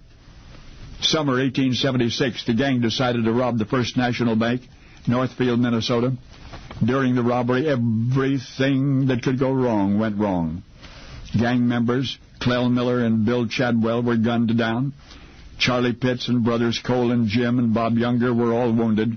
A posse eventually caught up with them and killed Charlie with 5 bullets in the chest. The Younger brothers were captured and sent to prison for life. The James boys? No, they got away, but just barely. Rode south for 3 weeks, traveling only at night. They stole fresh horses and lived in barns. And when they finally reached Tennessee, they decided they'd had enough. Indeed, for 3 years, the notorious James brothers lived quietly as farmers. It was tough tilling the soil, but oh, so much easier than a life of crime. That not only makes sense, it makes dollars and cents. You see, Jesse James' personal share of his gang's ill-gotten gain during his 15 years on the wrong side of right was $32,336. But in terms of a 40-hour week, he made $1.04 an hour. $1.04 per hour. And now you know the rest of the story. Now, the rest of the story. Once upon a time, there was a kingdom without a king, or so it seemed, because secreted in the ancient monasteries of Spain, hidden among the carefully guarded records and deeds and documents, was proof of an heir to a distant throne. His name was James, and according to the official documents, James descended from royal blood, possessed many knighted titles and heroic designations, and oh yes, he had a kingdom, a faraway land of his very own. Now, it was not a particularly large kingdom, nor was it richly populated. In fact, James' subjects were comprised merely of simple folk who had wandered there and settled there. But it was James' kingdom nevertheless, so one day he set out to claim it. Spain's own King Alfonso certified James' lineage, and therefore his royal entitlement. So when those who had settled the land protested that they had no king, Spain hurried to James' defense. To maintain order, Spain established diplomatic relations with James' kingdom, promised to send its army for protection if James declared it necessary. So promptly, and by the authority and goodwill of Spain herself, James was secure in his royal crown. He reigned for 5 glorious years, during which his wealth increased to astronomical proportions. To his queen was born a son and a daughter, a prince and a princess, and it seemed for a while at least that the land would never again be without a ruler. But then James' kingdom fell to revolution, to political intrigue in the royal court. No, it was discovered that James' documented royalty was false, and not only false, but forged. James himself, seeking power, had cleverly, surreptitiously gained access to the official records, had inserted counterfeit documents, and had carefully altered those which were genuine. So James was not of royal blood after all, nor was he in any way entitled to the land of which he had crowned himself king. In fact, James, personally, was not even of Spanish descent. He was simply an American who had created for himself a noble ancestry, who had commissioned a tailor to provide him with a wardrobe befitting a nobleman, who had mastered the Spanish language and, moreover, a classical Spanish dialect. He had grown his sideburns to an appropriate length and, in every other way imaginable, had perfected through painstaking study the imaginary character he became. An American named James Addison Revis, terribly clever, if not quite clever enough. So the king lost his kingdom, but in the end, America gained from his loss. Because, you see, it had been through the technicality of a Spanish-American treaty that James had attempted to swindle his own native country out of her rightful territory, little over a century ago, really. And the 11 million acres of which James had been temporarily, actually, legally king, the land which really was a kingdom, if only for one brief, shining moment, was Arizona. Now, you know the rest of the story.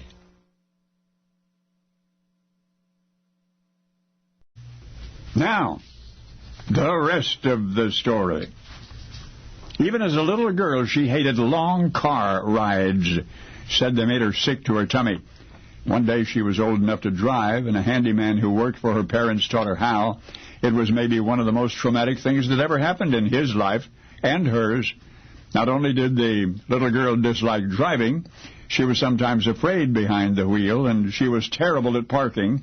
In fact, her family and friends were amazed that she even got a driver's license. But eventually she did, and the point is that she preferred almost any other kind of transportation. Sailboating was especially fun for her, and she was good at it, too. Didn't have the slightest fear of water, and walking, whenever time permitted, she would travel on foot virtually regardless of the distance. Only when the situation demanded would she go by car. And then only the shortest distances, because long rides still made her car sick. And she always drove as slowly as possible, because speed terrified her. And wouldn't you know, one day, the woman who hated driving married a man who just loved cars. Now, this fellow had been auto racing even long before his marriage. Slick chassis profiles and powerful engines and high speeds had been his passions since boyhood. His tendency to take chances made his interest even more dangerous. Reckless his driving was sometimes called, but the risk was only part of his lifetime fascination with automobiles. He had a huge collection of cars, including about a dozen vintage ones. Most of the old-timers had been purchased in bad condition so that he could have the thrill of restoring them.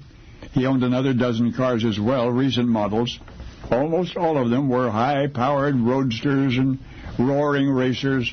Their sophisticated machinery provided uncountable hours of joyous tinkering, and their power, well, that was the essence of his greatest joy, speed. His friends never quite figured out why a man who so loved automobiles would marry a woman who so detested them. But he did marry her, and you know what? They were so much in love that the main difference between them lost its significance. How they worked things out was he accepted her dislike of long car trips, he accepted her fear of fast driving, and she agreed to tolerate his speed as long as she was not along for the ride.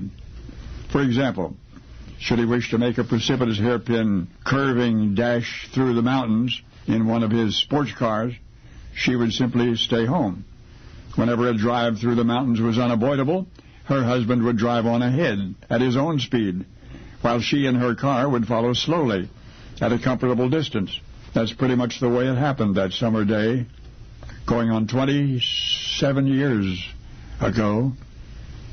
That's how come she was behind the wheel when her car tumbled over a cliff and off a mountain road.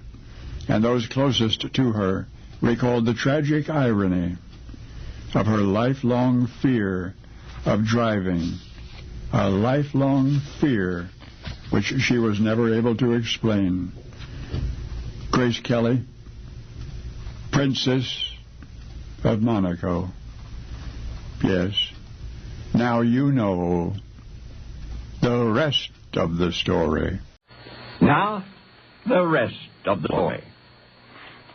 In every sport, at every echelon. I mean Sandlot to World Series, Bunny Hill to Olympic Downhill, Park District to Augusta National. There are those who participate and those who, for whatever reasons, must cheer from a respectful distance and dream, what if? St. Joseph Elementary School, Cold Spring, Ohio, has 2 third-grade basketball teams, both of them nicknamed St. Joe's Blue Jays. The teams are differentiated by the names of their instructors coaching them. One is Mr. O'Brien's and Mr. Gray's team. The other is Mr. Braun's team. And somewhere on the ground floor of this Babel Tower of names is a tow-headed third grader named Ryan Lloyd. Now, Ryan has yearned to be a basketball star for as long as he can remember. Around third grade, general interest in basketball starts heating up at St. Joseph's School. But at the beginning of the fall semester, Ryan was told by pals and coaches, you're just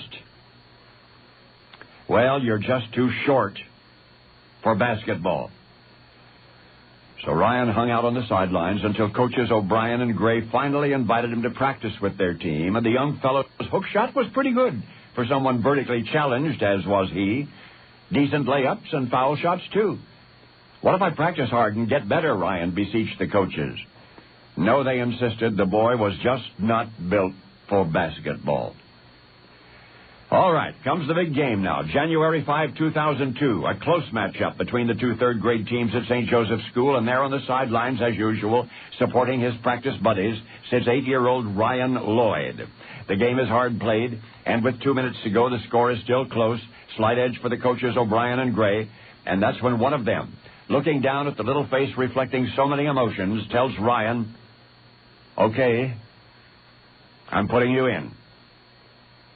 And he is further instructed, now don't shoot, just pass the ball. Don't shoot and stay out of the way.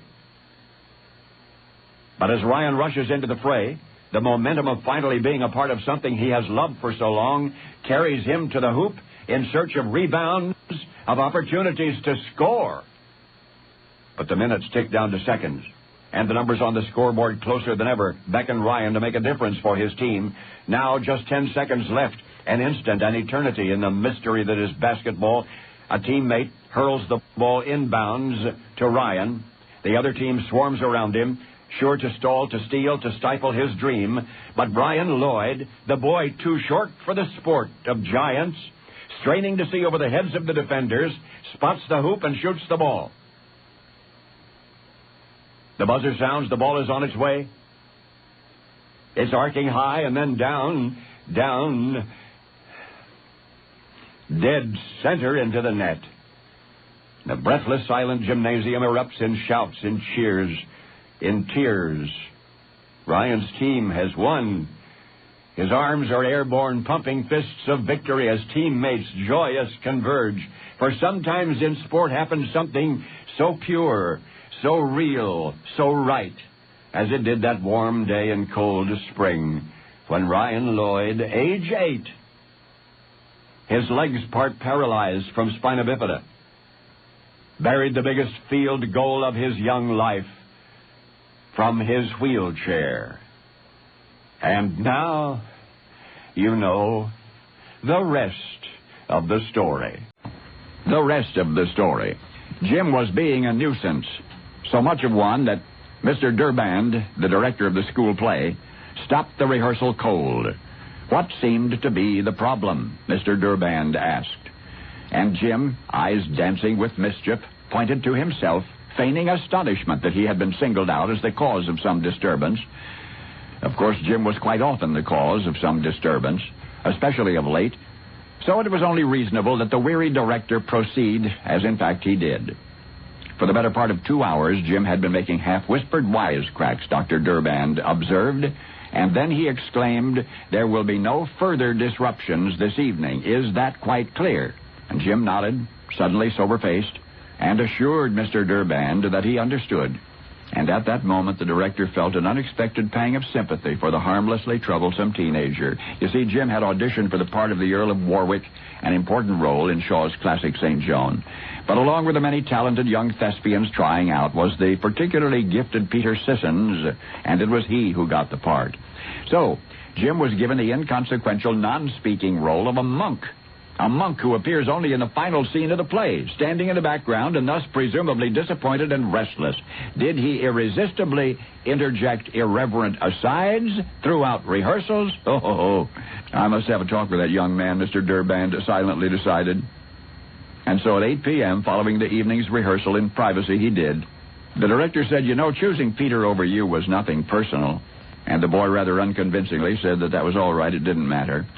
It's your voice, continued Mr. Durband. You speak so softly most of the time, down in your throat, swallowing your words, that what you're saying doesn't carry across the room, much less across the footlights. But what could he do about it, Jim beseeched. The director studied Jim's expression and realized therefrom how very much this meant to the young man. Being heard takes more than being loud, he said. Certainly Peter Sissons had a big voice, but it was his personality, his passion to make himself understood, that projects what he says all the way to the back row. Well, Jim took it all to heart, and he disrupted rehearsals no further. And what do you know, the night of the play, he seemed content to stand quietly peering from the cowl of the monk's cloak.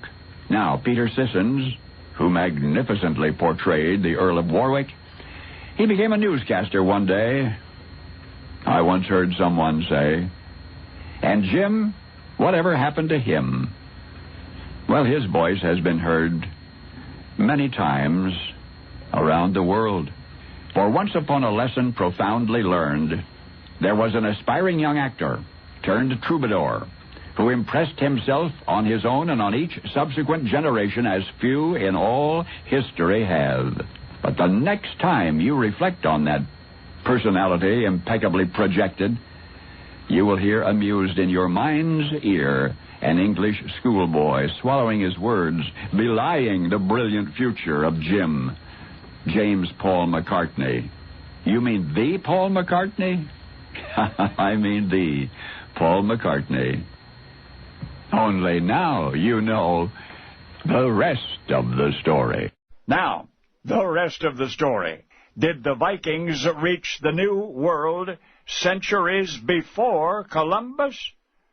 Did the Vikings explore, or perhaps even settle, what they found? History knows the answers to those questions. In the first place, let's get our terms straight. The word Viking simply means sea pirate. It applies to adventurers from Norway and Sweden and Denmark. The Norwegians made the boldest westward move.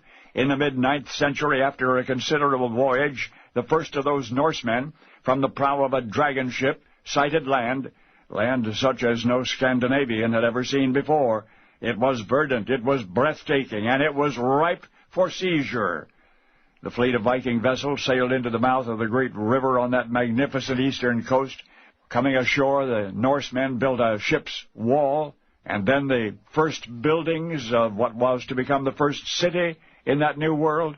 The natives, mostly peaceful and comparatively disorganized, were utterly astonished at the sight of these strange-looking invaders from no one knew where, and yet such was their naivete that they were not alarmed, not at first. But then the Norsemen began sailing inland, through rivers into the Great Lakes, through more rivers. So shallow was the draft of those vessels, they could go almost anywhere that was wet, and they did. Incredulous natives watched as entire fleets of dragon ships probed deeper and deeper into their virgin homeland. Predictably, the Norsemen pushed their unwilling hosts aside, or cruelly mistreated them, for this was the first colonization the land had ever seen. Not Spanish, not English, but Norwegian. So proud were the Norsemen of that first coastal community that their Viking chief declared it a kingdom as well as a city. The kingdom of the Ostmen, literally the East Men. And more colonists arrived from Norway, and soon that initial seaport became so populous that its walls could no longer contain its inhabitants. And those overflowing settled in the countryside nearby as their Viking brethren continued to explore the hinterland. I know your first impression was a smattering of Norse influence upon this new world.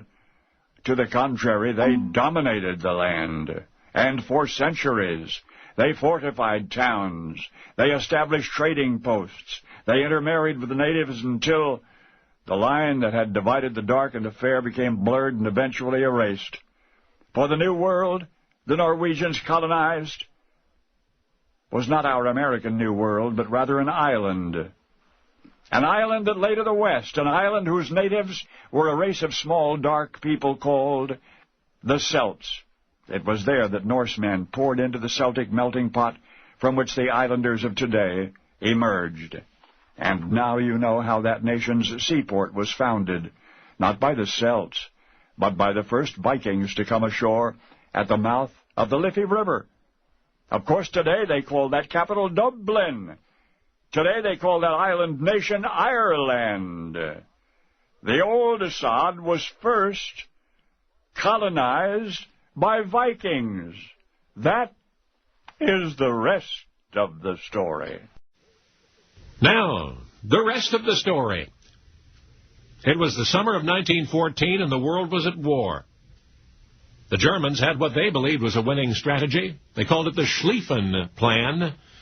Implemented almost immediately after the war's outbreak, it had been designed to hold the Russians at bay in the east with a token force while moving west to capture Paris. And the Schlieffen Plan might have worked, except for the French army's unique ingenuity. You know, Germany's apparent eagerness to surround herself with enemies is a continuing source of amazement to students of European political science. As in World War I. In the first place, Germany entered the war as an ally of Austria-Hungary, acquired all that country's enemies right from the start, in addition to which there were long-standing animosities relating to previous wars. And by August 1914, Germany was tangling with Russia on an eastern front. But that was all right, because Germany had this thing called the Schlieffen Plan. You already know what it was, a stalemate in the east, then cross Belgium, invade France, and take Paris. And once France had been conquered, German troops could return to the eastern front and throw everything at Russia. So Russia would fall, Great Britain would be stranded, forced to negotiate with Germany, the Schlieffen Plan. And it was well underway. So even though the Russians were fighting a bit more fiercely than the Germans had predicted, and even though the Belgians were resisting more vigorously than had been anticipated, the Russians were at least held at bay, and Paris was not far away. So it's September. The Germans are pressing southward with the French in retreat. The French army has made a stubborn stand, although with insufficient forces. And the Germans, well, they're not so certain of the French army's vulnerability, so they pause to evaluate this new situation. So for the French, it was now or never. In Paris, French officers hastily assembled reserves and volunteers. An entire division arrived in town by train, so now they had the troops, 50,000 of them, but no way to get them to the front. Well, history records that the Schlieffen Plan came to a bitter end at the Battle of the Marne, that those 50,000 soldiers did make it to the front, did repel the German invaders, and, of course, ultimately Germany lost. Because the French had defended themselves successfully, the German momentum was spent, the French began to advance, and soon German forces were in full retreat. Now, I don't know what would have happened if those 50,000 French troops had not been deployed swiftly enough from Paris to the front. But because they were, the tide of the war was reversed, and it was ingenuity, particularly French, that saved France. Because when no other transportation was available, a pragmatic French officer suggested that he and his 50,000 troops supplement their insufficient number of army vehicles with 2,000 civilian vehicles. The French, wouldn't you know, in that showdown crisis, hailed taxi cabs. And so in thousands of taxi cabs, they got to the war on time. Now, you know the rest of the story. Now, the rest of the story. Behold a man. His dying wife has left him. He's sitting in an upper-floor apartment, his head in his hands, the cries of 2 infant children searing his soul. He is otherwise utterly alone. Pushing 50 and professionally preoccupied, he cannot care for his young son and daughter by himself. He can scarcely attend to his own needs. He is, in a word, desperate. And if any one attribute could generally account for his predicament, it would be that he, all his life, has been unlucky in love. And it's odd because Al was what we used to call a good catch. First of all, he was handsome. He had a powerful physique, a jutting chin, dramatic eyebrows, and a sweeping handlebar mustache, which was quite fashionable in his day. He also had an important government job and an impressive uniform to go with it, so Al could have had just about any girl he wanted. And, in fact, he did. But despite his eligibility and the number of women who so vigorously sought to put it out of its misery, Al just could not seem to find romantic happiness for long. The problem was not impatience to commit himself.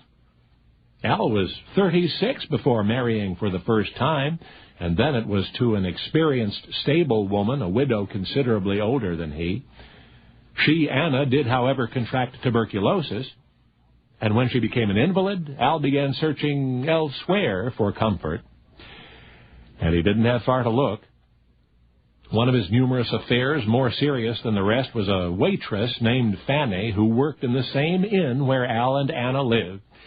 You talk about a mixed-up mess of a man. Meanwhile, Al attempted to provide full-time care for his ailing wife by summoning his teenage niece, Clara, to come live with them. But the indiscretions of her husband became too much for Anna, and so after 7 years of marriage, she sued for a legal separation. That left the way somewhat clearer for Al and Fanny, who set up house and began having children.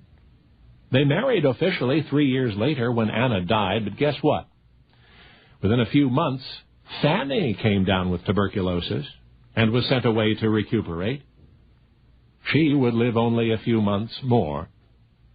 Al, you see, was unlucky in love, as were the women who loved him. And illness aside, the misfortune was mostly of his own design. But this, Al determined, must change. With 2 motherless babies to nurture, he must reorder his life, must find a responsible woman to look after them, preferably a wife. And this time would be different, the middle-aged Austrian customs inspector promised himself.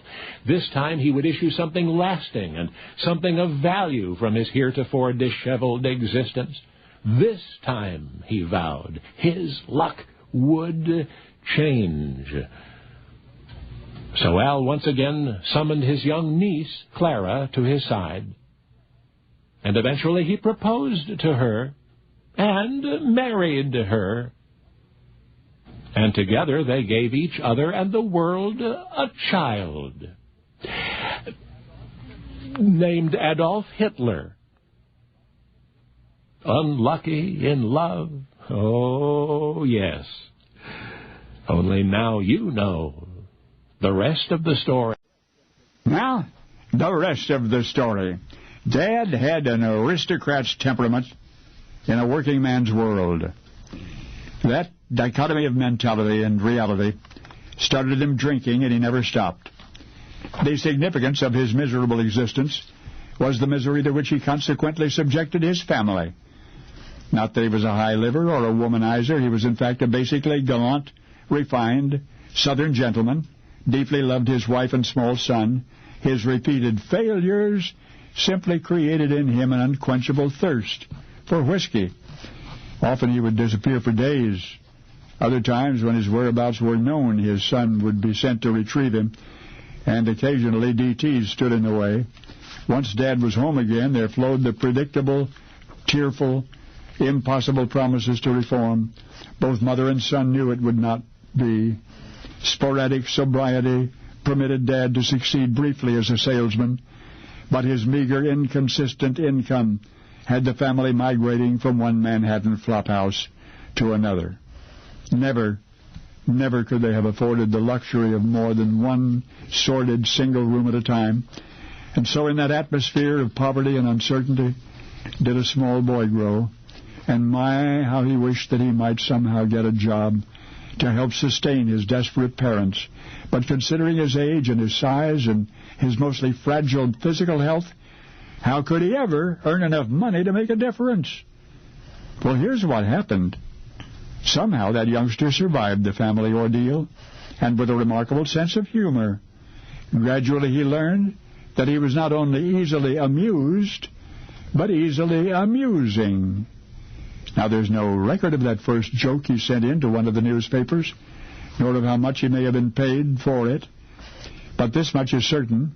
That joke was the father of innumerable jokes to come, gags for which that youngster would be reimbursed at $1 apiece. That's right, he became a well-oiled joke machine, tremendously productive. In fact, humor magazines eventually took everything he offered them, including ethnic jokes, such as those that would kill careers 100 years later. But remember, this was the late 19th century, when such humor was not only acceptable but desirable. Jokes about Scottish and Irish, about blacks and Jews, jokes which that little boy invented with almost frightening proficiency. But here's the bottom line. By age 15, that youngster had become his family's chief breadwinner. And for years thereafter, long after he'd set out on his own, he continued to send money to his parents, which from week to week sustained them. So, though many writers began writing because they wanted to, you've just met one who did it because he had to. Now, the history of American literature records and reveres the accomplishments of one passionate socialist author named Upton Sinclair, a crusading literary muckraker who wrote more than 80 books and 20 stage plays, works in which every serious social issue was thoughtfully examined. Remember also is that he got his start peddling politically incorrect humor for $1 a laugh. Of course, now you know why. Now you know the person of Upton Sinclair. Now you know the rest of the story. Now, the rest of the story. Lou kept trying to apologize, but everybody else at the recording session was laughing too hard to hear him. The engineer, the musicians, everybody. Anyway, there was no harm done. It was 1926, when you made recordings on a wax drum, so all you had to do to erase a bad take was to scrape the wax smooth and start over. By the way, I'd like you to meet a virtually unknown jazz band called the Hot Five. They included a trombone player named Kid Ory, O-R-Y, a banjo player named Johnny St. Cyr, a clarinet player who doubled on alto sax named Johnny Dodds, a singer named Lil who organized the group, and Lil's husband Lou, the young man who got the rest of them laughing that day. It was an accident, of course, his goofing up their February 26th recording of a tune called Heebie-Jeebies, and when it comes right down to it, the blame really belonged to recording engineer Miney Jones. It was he who had the nerve or the sense of humor to suggest that Lou try singing. Jones had written this Heebie-Jeebies tune himself right there in Chicago, had collaborated, he said, with a local musician named Boyd Atkins. The truth was they'd ripped it off from a couple of other guys, but this was a small-time deal, all of it a cheap, fast recording of a cheap, fast band playing a third-rate song that was hot only in that it was stolen. So, recording engineer and alleged composer Miney Jones hands this piece of paper to young Lou and says, "Sing it." And this will tell you how little judgment Lou has. He says, "Okay." And they start recording. Now remember, Lou has never, ever sung before, at least anywhere that anybody can recall. But he's got this long double chorus all written out on the page that he's holding, and the recording machine is rolling, so Lou gets through the first part all right. Not the prettiest thing you ever heard, but nobody cares. And then just as he's getting ready to sing the second part, Lou drops that piece of paper. Everybody looks up. The machine is still recording. Lou is mumbling something. Not the lyrics, of course, because he doesn't remember them. Now he is slowly bending down to pick up that sheet. He's pulling the microphone down with him. He's still mumbling incoherently. What he doesn't realize is that Jones is bending over at the same time, trying to help him. The two bump heads, and all the while Lou is going, buddy-da-doo-da-wada, frantically attempting to fill in the blanks until he can see that page again. But by the time Lou gets the lyrics in front of him once more, the song is over, and everybody is laughing hilariously. Now, don't ask me why they saved that recording, but because somebody did, two things happened. For one thing, the record itself, Heebie-Jeebies, in an era when 10,000 copies was phenomenal, Heebie-Jeebies sold 40,000 copies, and something else happened. A genuine American musical art form was born.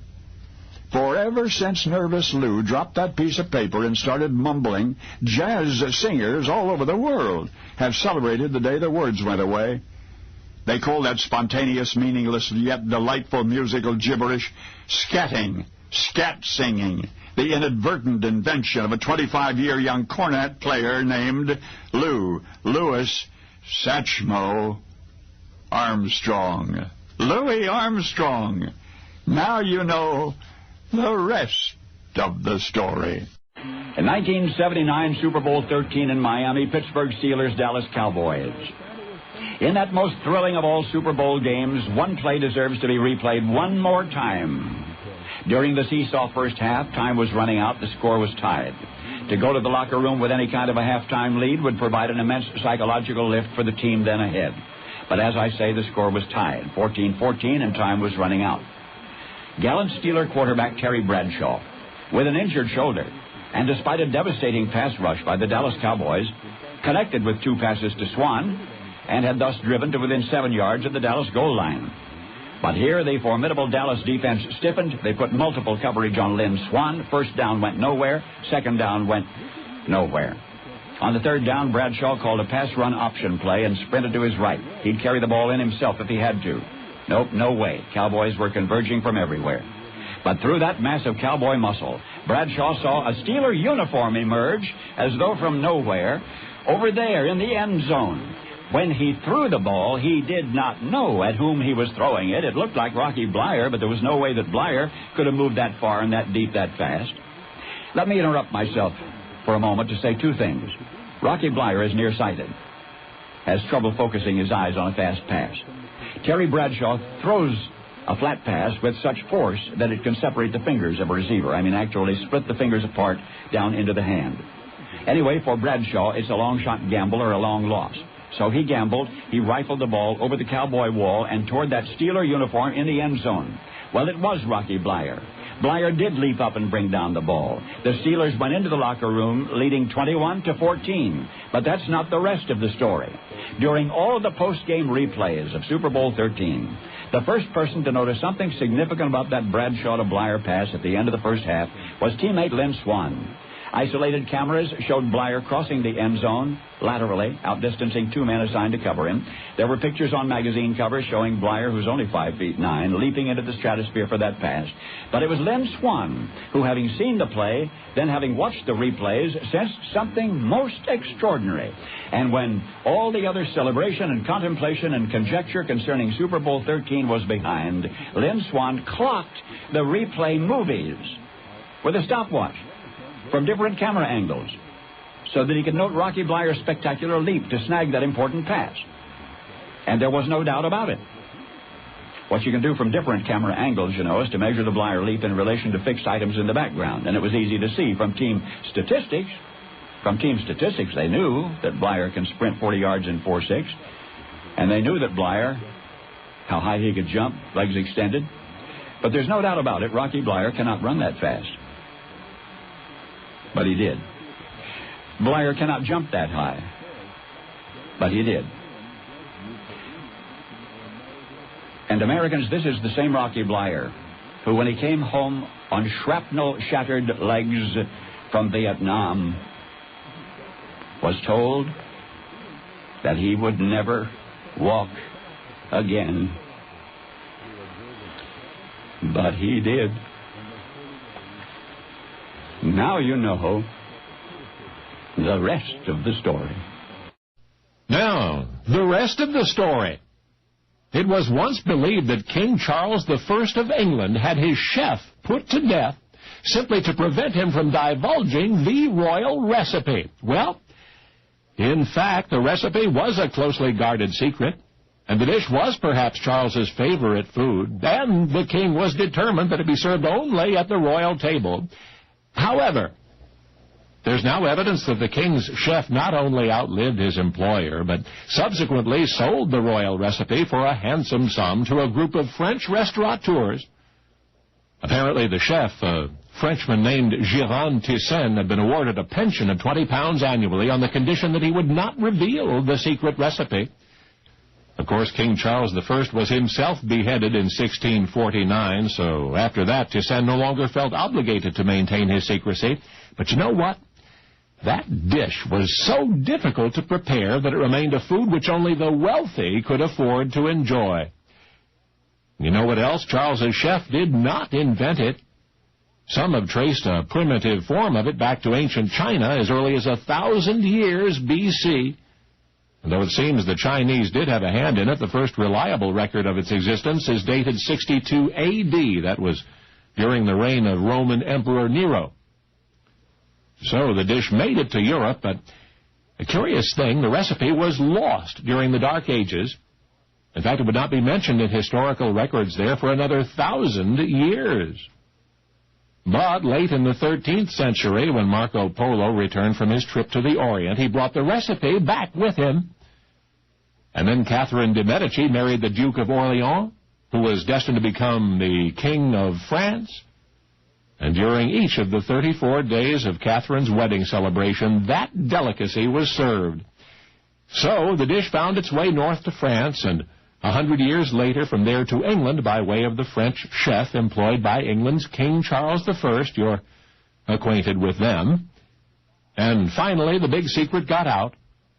In 1700, an anonymous 84-page, well, I guess you'd have called it a cookbook, appeared. But that weighty work was devoted exclusively to the preparation of that one dish. So it had gone public for good. Everybody had to have some, and there was never enough.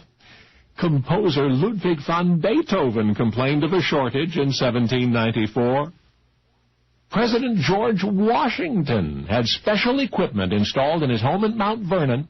Not one, but two devices especially designed for the preparation of that delicacy. Eventually, it would appear prominently on banquet menus at the White House itself, and by now maybe you've guessed. You see, the ambrosia once relished by Emperor Nero, the secret recipe once lost in Europe for 1,000 years, only to be reintroduced by Marco Polo, the savory dish jealously guarded by King Charles I of England, the food only recently available in summer, the time of year during which you crave it most. Well, the makings of that dish once had to be brought down from the mountains by servants of the king, because, of course, it's ice cream. Only now, you know the rest of the story. Now, the rest of the story. Émile Gravelet was a French athlete who came to the United States to seek his fortune. History books recall him by the name that he chose, the Great Blondin. One summer day in 1859, a crowd of New Yorkers gathered to watch the Great Blondin walk half a mile with another man on his back, a full-grown man. The other fellow's name was Harry Colcord, Chicago native, the Great Blondin's personal manager. There was much wagering among the onlookers as to whether the athlete could complete the feat, and so began the half-mile journey, as all journeys begin with the first step. Harry, riding piggyback, had the easy job. 50 yards, 100, the Great Blondin continued to walk, showing no signs of tiring. Skeptical spectators nudged optimistic companions with haughty I-told-you-sos. Meanwhile, the Great Blondin, panting, whispered hoarsely to his passenger, "You've got to get off a moment. I need to rest, and then we'll go on." Manager Colcord said, "Nothing doing." Nothing doing. All these people had paid to see the Great Blondin walk half a mile with a man on his back. That's just what they were going to see. Anyway, Harry was simply too scared to get off the Great Blondin's back. Positively terrified, in fact, and the reason is the rest of the story. For the million people, I mean literally more than a million, who had come to Manchester, New York, had assembled not merely to watch a man carry another man half a mile, but to watch him do it on a tight rope, hundreds of feet above the roaring rapids below Niagara Falls.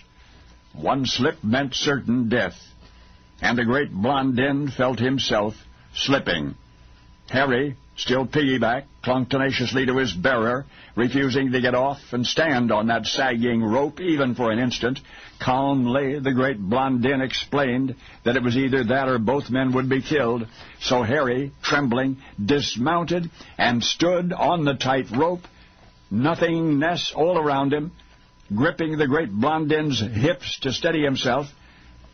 For century-like moments the two men stood there, and at last the Frenchman had caught his breath. "You may get back on now," he told Harry, and Harry, with much effort and more trepidation, did. And the pair made it safely to the other side that day. The million onlookers cheered for what seemed like hours, and so began the great Blondin's career as the tightrope walker of Niagara Falls.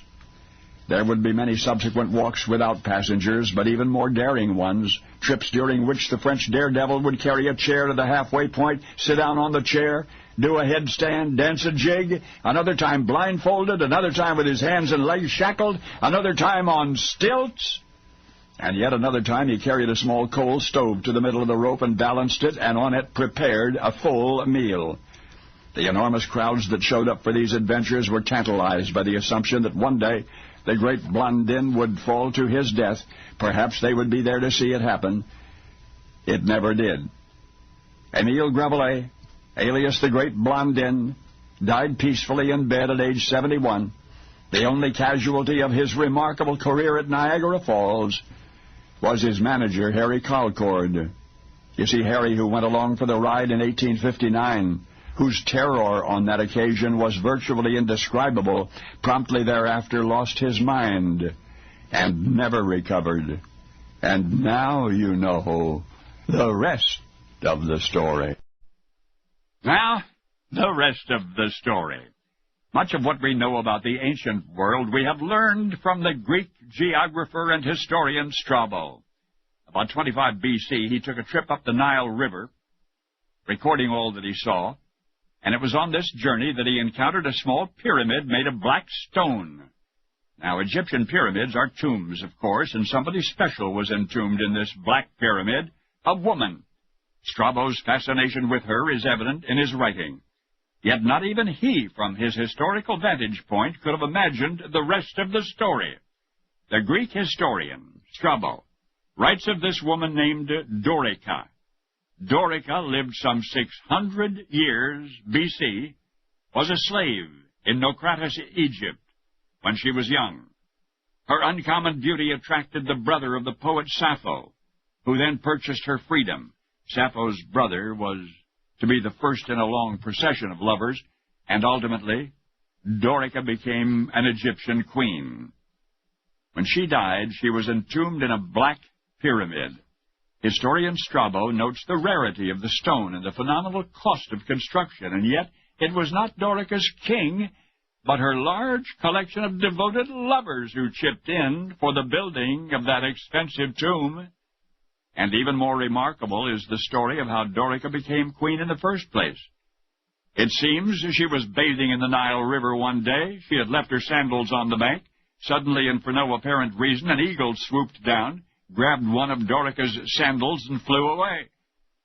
Now, the king was in the Egyptian capital city of Memphis at the time. He was presiding over a court of justice which was being conducted outdoors. And that's right. The eagle dropped Dorica's sandal right smack into the king's lap. I'm sure he laughed. That part's not recorded, but I'm sure the king found the incident most amusing, and naturally he became curious as to where the eagle had found the sandal. Well, this much is recorded. The king's curiosity grew. The beautiful shape of the sandal and the strangeness of the occurrence began to impress him. Finally, the mystery became unbearable. The king sent his men throughout the land. Listen carefully. You're beginning to recognize this story. The king sent his men throughout the land in search of the owner of that sandal, and Dorica was found, and she was brought to the king, and the king, overwhelmed by Dorica's beauty, declared that fate had chosen her for him, and they were married. Now, we only have the word of this one Greek historian for what you've just heard, and yet, even if it were not true, the story's significance would be considerable. It should sound familiar to you. A young girl's saga of rags to royalty, a lost slipper leading to a throne, a love story repeated in hundreds of versions over hundreds of years throughout the world. And she, Dorica, really lived 600 years before Christ, almost 3,000 years ago. The Black Stone Pyramid, where she was buried, was called the Tomb of the Courtesan. The Tomb of the Courtesan. But now you know it as the final resting place of the original Cinderella. For now you know the rest of the story. Now, the rest of the story. Life magazine was always interested in photographer Horace Bristol's feature ideas until today. The downtrodden, editors asked incredulously, pictures of hopeless, homeless people? Oh, no. Too depressing, one said. Not newsworthy, said another. And still a third explained that a full quarter of Life magazine's circulation came from street sales, and that glamour outsold the gutter every time. Horace asked the editors to reserve their judgment on the concept, at least until they'd seen the finished piece, and they did agree. So, now the already considerable reputation of the young photographer was on the line. This photo series would have to be more than a good magazine documentary. It must be a full-fledged photographic essay worthy of publishing as a separate book. Horace honed his concept. A picture may be worth 1,000 words, but a picture plus 1,000 words would be even better. That's what his documentary needed. Captions, a text to accompany the stark visual reality of the poor and the destitute. But where to find the caption writer? Horace picked up the phone. He called directory assistance. The operator gave him the name and number of a possibility, Johnny Ernst. And Horace called that number. Ever done anything like this before? Horace asked of the young writer. Johnny said, well, no, not exactly. But he could learn. So the two men began their odyssey into the land of the lost. Johnny was a little scared at first. After all, these were dangerous times. Intruders in dark alleys might get beaten up or even killed for their trouble. Horace Bristol did his best to reassure Johnny. After all, if the series turned out as compelling as he envisioned it, the risk would be well worthwhile. And during the few weekends that the two spent together in this pursuit, they took food with them to feed their hungry subjects. Stew and meat, rice and beans, sacks of flour, loaves of day-old bread from the local Safeway. Johnny talked to the unfortunates. And, of course, Horace took pictures, nearly 2,000 pictures, and only then, after 7 weeks of work, did Johnny back out of the project. Horace was incredulous, but he was also confident that his photographs, full of poignancy and pathos, could speak eloquently for themselves. He was wrong. Life looked at the spread and said no go, and the painstakingly produced pictures fell off the world into oblivion. It was with little more than chagrin that photographer Horace Bristol would recall this fact in the years to come, for you see, his caption writer collaborator did not discard the scribblings made during their excursions. He wrote them up as a novel that would help him win the Nobel Prize. Until today, you've never learned of the weekend adventures of Horace Bristol and the writer he found in the phone book, John Ernst Steinbeck. But now you will never forget how the American masterpiece was born. Steinbeck's saga of the great exodus from Oklahoma's Dust Bowl, called Grapes of Wrath, because now you know the rest of the story. Hello, Americans. I'm Paul Harvey, Jr. The Los Angeles County coroner received Peter's body for examination. I don't know what examiners expected to find, but what they did find was remarkable. A rare congenital defect, theretofore undiagnosed, and in the living, virtually undetectable. Peter had been born with only half a normal circulation system. Specifically, he had a right coronary artery complex, but none on the left side. You're supposed to have two. Peter only had this one. It was not a surprise, then, that he had dropped dead at 40. Others with that same condition, few though there may be, have collapsed and died in their early teens. So medically speaking, this is the rest of the story. Coronary arteries are there to provide the heart with oxygen. They are about the diameter of a common lead pencil. They are the vessels involved in bypass surgery when they become clogged with fat or plaque. The clogging and hardening are called atherosclerosis. A significant problem connected with this rare condition, the one in which only half the coronary artery complex is present, is that the victim has no natural protective response to atherosclerosis. Normally, the heart can compensate for narrowing in one artery by rerouting blood from another artery. But in this rare congenital abnormality, the victim has no other source of what has been termed collateral blood flow. The heart becomes starved for oxygen, too much so, and the patient dies. Well, Peter died all right, but not quite that way. The coroner reported no evidence of life-threatening plaque formation in what arteries he did have, and that seems consistent with his lifestyle. For years prior to his death, Peter had been a staunch vegetarian, a vociferous advocate of physical fitness and good nutrition, and abstinence from dissipating habits. His complaints were few. Only one substantial one about an ambiguous nerve problem in his right arm. So it was the condition itself that killed Peter. After nearly a week of microscopic examination, the county coroner concluded Peter had died of a heart attack caused by the gradual deterioration of the heart muscle. This inherited cardiological deformity is so rare, they say, that 100 cardiologists throughout their entire careers might encounter the condition on average among them only once. But Peter had that condition. And the only thing more incredible than that is how he did what he did all those years. For in the annals of American basketball, one name shines as brightly as any other, that of Peter, nicknamed Pistol Pete Maravich.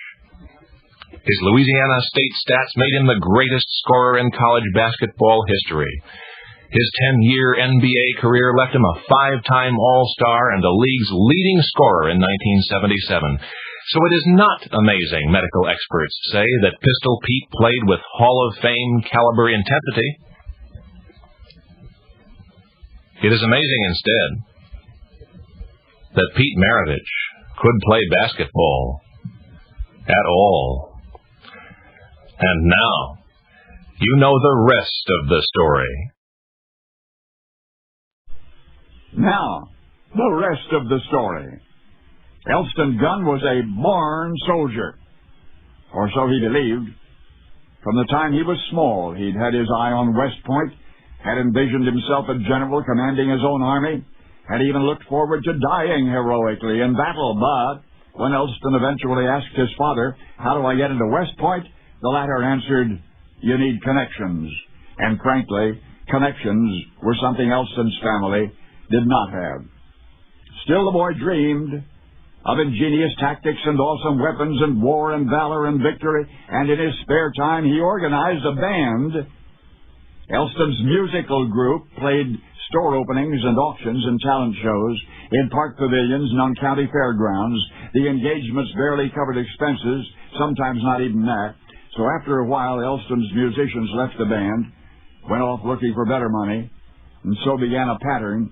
Elston would put a new band together. His musicians would become frustrated with the low pay or no pay, and they'd break up, and Elston would have to organize another band. But somewhere in that cycle of failure, everything changed.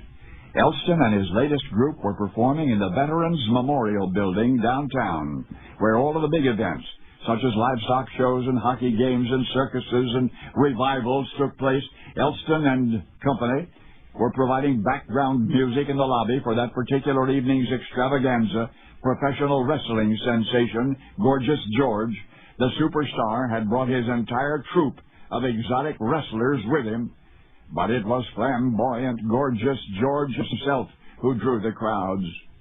Anyway, Elston's bands, playing amid the throng, their music mostly drowned out by the cacophony of animated conversations, when suddenly the lobby doors burst open, and in strode gorgeous George, followed by his colorful entourage of valets and costumed ladies strewing rose petals in his path.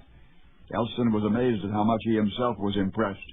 To him, the wrestler hero with the long blonde curls and the golden cape seemed like 40 men, like a roaring storm, and as he walked past the makeshift platform on which Elston's group was playing, the great and gorgeous George did something at once small yet monumental. The wrestler glanced toward the sound of the music, and he winked at Elston. He winked at Elston, and without breaking stride, he said, quote, "You're making it come alive." Clearly meaning the drama of the moment. You're making it come alive.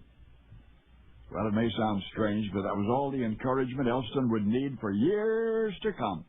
Elston forgot about the Army, thereafter put all of his effort into making it come alive through his music, and the massive drama that he would one day create in a company we remember as the 1960s. Because once upon the mid-1950s, in the northern mining town of Hibbing, Minnesota, there lived a boy named Robert Zimmerman, who called himself Elston Gunn, who at first yearned for West Point, but fueled by a validating nod from a wrestler in a gold cape, went on to write and sing the theme songs of his generation, under another adopted name, of course. But that's a name the whole world knows, Bob Dylan. Only now you know the rest of the story. Now, the rest of the story. L.Z. Segar was in some ways the least likely creator of a cartoon superhero.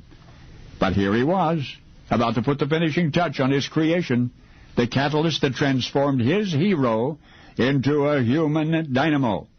And the idea for that transforming factor had come from a real-life scientific study.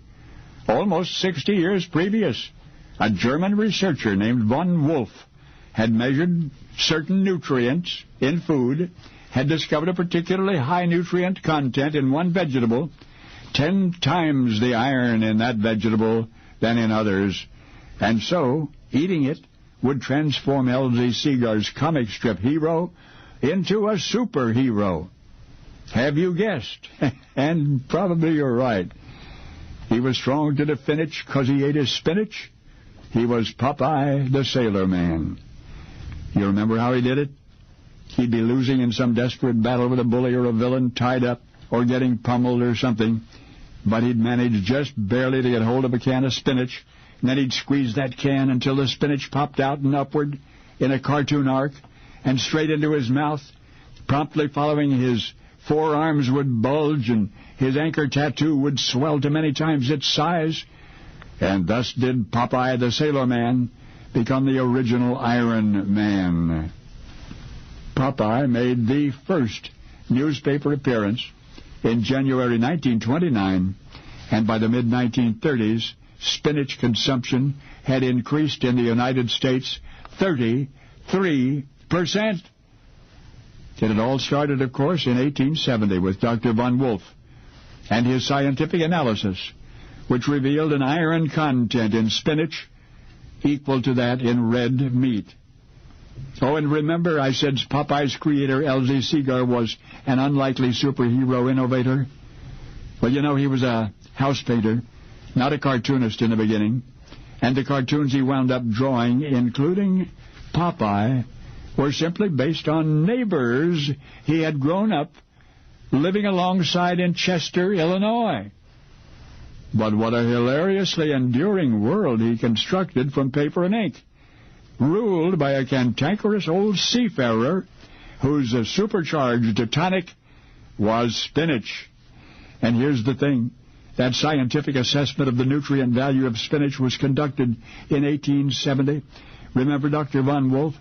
But in 1937, 8 years after Popeye's debut in the funnies, A team of German chemists reassessed Dr. von Wolf's assessment, and a suspicious decimal point, which Dr. von Wolf had misplaced somehow. And now, oh my, the iron content in spinach turns out to have been 10 times less than the original study had suggested.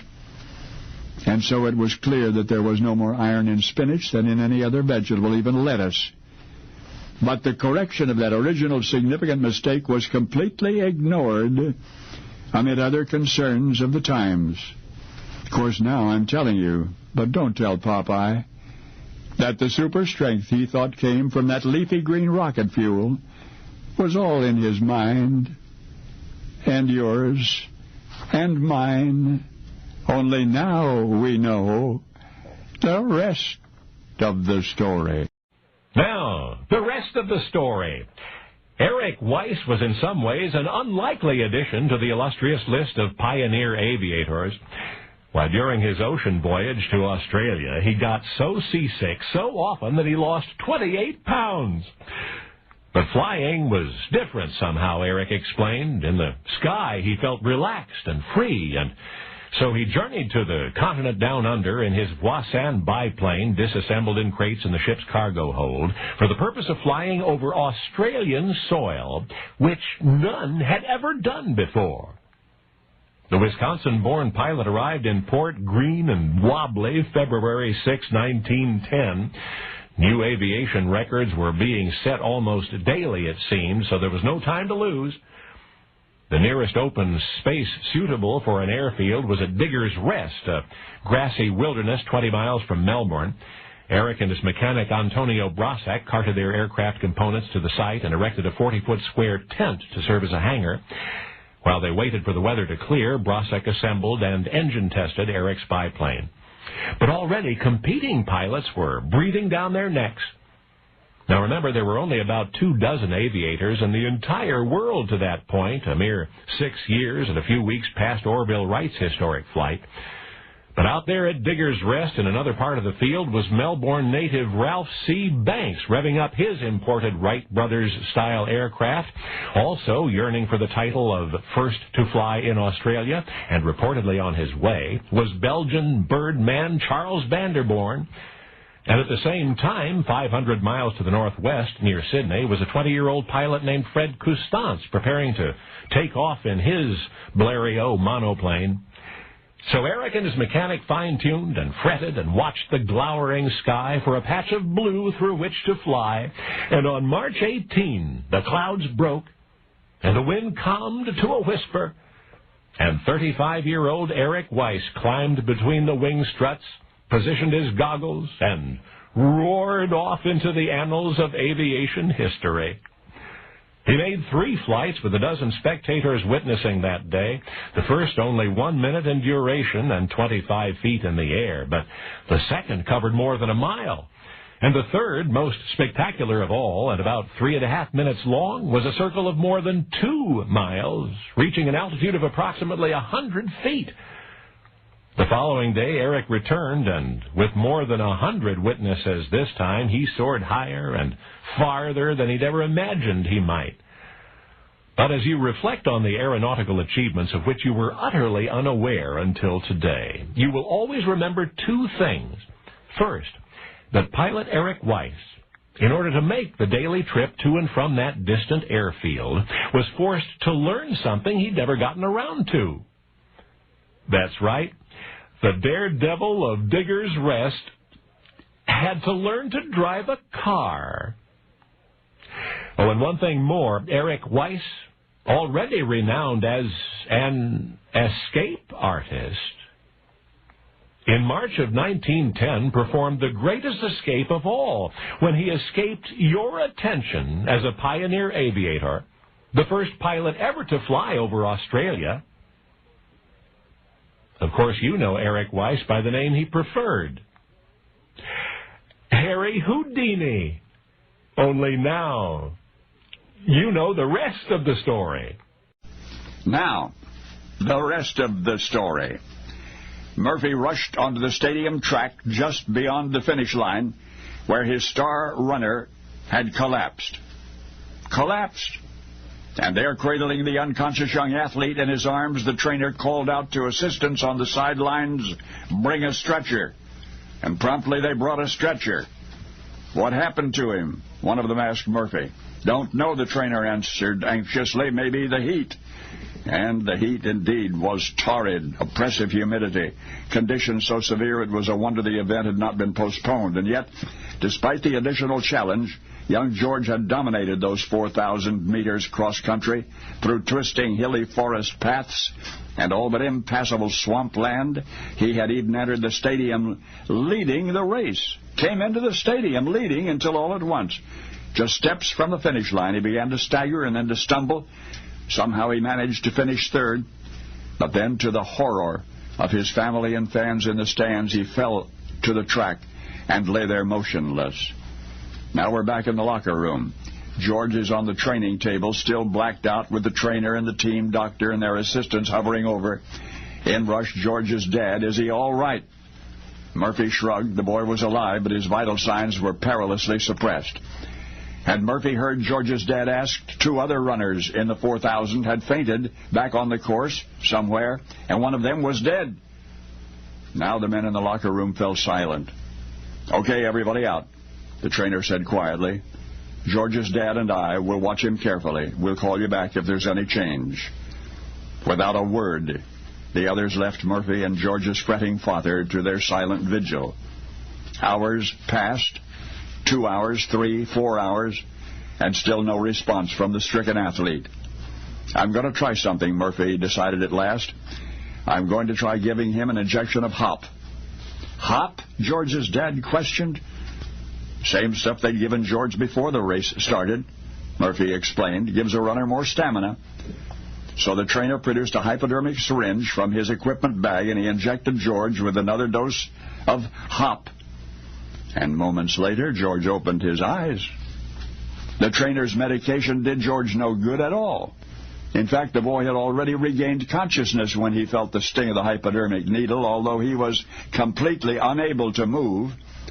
And his first concern as he lay there dehydrated and paralyzed was that a second injection of hop might overdose and kill him.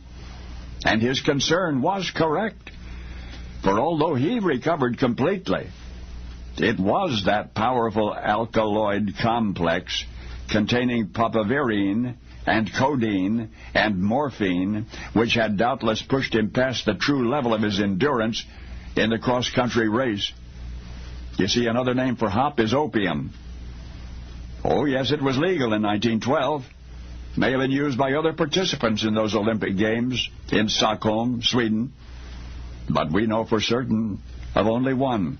And it almost killed him, a promising young athlete who went on to finish 5th in the modern pentathlon, a determined competitor who survived to drive Hitler into oblivion, a warrior who found new ways to push past the pain, named George, General George S.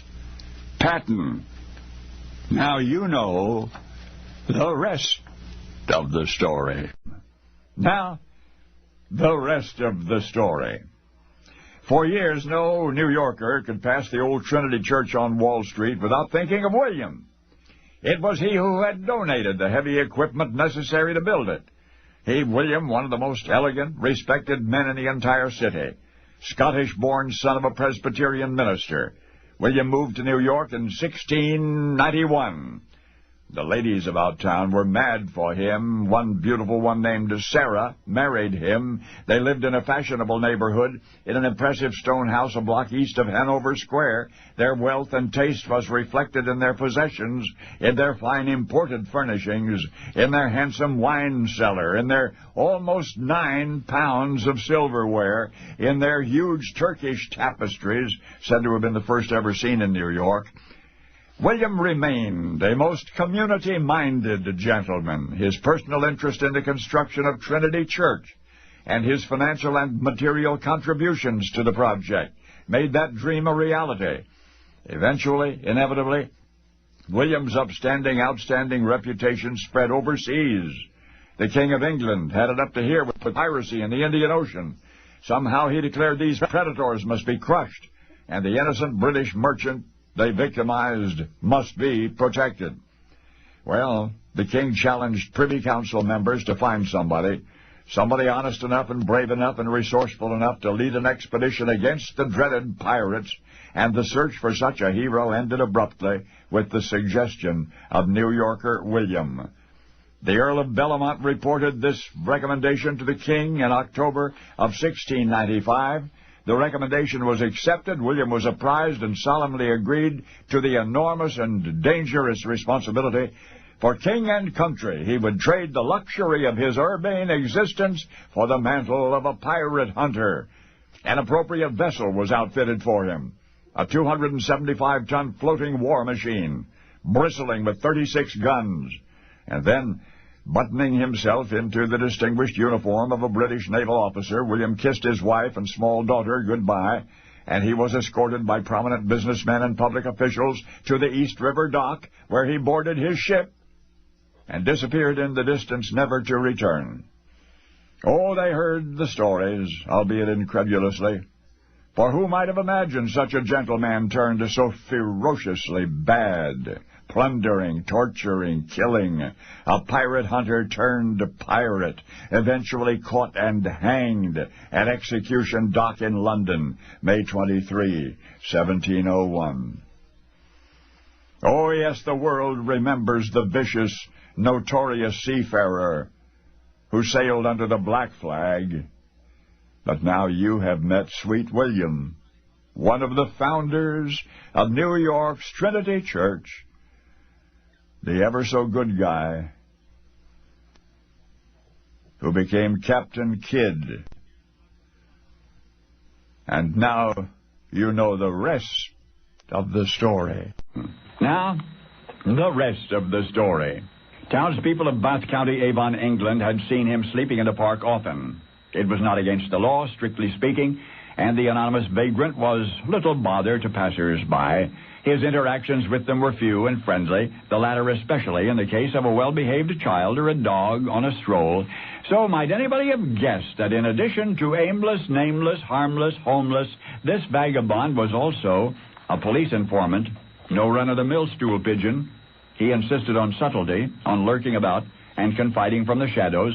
It's easier, of course, merely to telephone the district station and tell the police what you know, and yet not nearly as mysterious or as much fun. So, when the burglary went down in the neighborhood of Twerton in the spring of 2002, this vagrant, who had almost certainly witnessed the crime, at first kept his distance, let the law come to him. Officers from Avon and Somerset were summoned to the robbed residence by suspicious neighbors. Patrolmen apprehended a suspect, a 29-year-old male. But by the time police arrived, the stolen goods was all gone, vanished. The probable perpetrator was taken into custody for questioning, but with no more than circumstantial evidence against him, he'd most likely have to be released.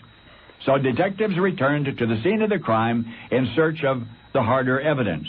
What they discovered instead was their informant standing nonchalantly in front of the open garage door of the home which earlier that day had been burgled. No words were exchanged.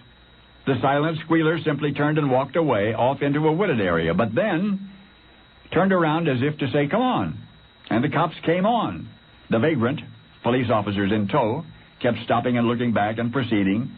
He was nearly 100 yards from the crime scene and still walking when one of the investigators suggested following him was ridiculous. But it was not so preposterous after all. For eventually their stoolie had led them to a particular tree behind which and artfully concealed were many boxes of items that had been stolen from the Twerton residence. The informant just stood there smugly as the officers examined the stuff incredulously. Indeed, the recovered loot was subsequently and directly linked to the suspect in custody, and the case was closed because a local character came forward at just the right moment. Now, should you be passing that way, even today, you may visit him still. You may find him roaming the park, or begging for a bite of food, or sleeping on the branch of a tree. Sleeping on the branch of a tree? That's right, sleeping on the branch of a tree. For you see, the vagabond of Bath County, Avon, without ever speaking a word to authorities, nonetheless and apparently purposely, assisted them in solving a crime, despite the distinct disadvantage of being a homeless, helpless little gray squirrel. Not a particularly intelligent animal, most would say. But hey, you know the rest of the story. Now, the rest of the story. Jim had that accordion since he was 16. Ever since his hardware store owner father got it from a member of a traveling carnival. Seems the carny had purchased more than he could pay for and used the accordion to settle his debt. Dad then bought the instrument, brought it home to his son. The boy and his squeeze box were inseparable from then on. It was a true story, and Jim loved to tell it each time before he played his accordion. And then one night he made his professional debut. Jim had moved to New York City. Shortly thereafter, he and a fellow named Hank became best friends, roommates, in fact. They were invited to a party one evening, and Jim brought his accordion. Predictably, Jim told the story about how he and the instrument met, and then both of them entertained until the small hours. It was 3 when Jim and Hank headed for home. But between that party and the subway station was Times Square, and as they crossed the square, Hank got an idea. It was almost pitch dark out there. There was hardly any traffic, the perfect setting for an accordion concert. See if you can draw some people with that thing, Hank urged. Well, Jim flashed a quizzical expression and then a smile, and the two men stopped right there in the middle of Times Square. And bathed in city shadows, Jim started playing his accordion. For long minutes, that music was the only sound in the night. But one by one, an audience assembled. They wore the tattered, unsubstantial clothing of Times Square's round-the-clock habitués. They appeared from around corners and emerged from doorways in which they slept. Bums is what they were. Jim and Hank, dressed in suits and ties, stood amid the swelling assembly of derelicts, and Jim kept playing. Suddenly one of the tramps called out the name of a popular song, and Jim, grinning, honored the request, and another, and still another. The bums applauded. Hank passed his upturned hat. Hank, neatly suited and tied, sought handouts from the ragged, impoverished inhabitants of Times Square, and he got 'em. He got 'em. The festivities might have continued until dawn, had Jim not rudely been interrupted by a hard rap on his back. The rap came from a nightstick that was attached to a New York policeman, and the derelict audience cringed, and the officer angrily admonished Jim and Hank. It had taken a policeman 3 hours, he said, to quiet the Times Square tramps. He said now it would take another 3 hours to get them back to sleep. So I want you both out of here, the officer demanded. And meekly Jim and Hank obeyed the order. Nobody, far as I know, remembers how they split the 9 cents they extracted from Hank's hat. 9 cents.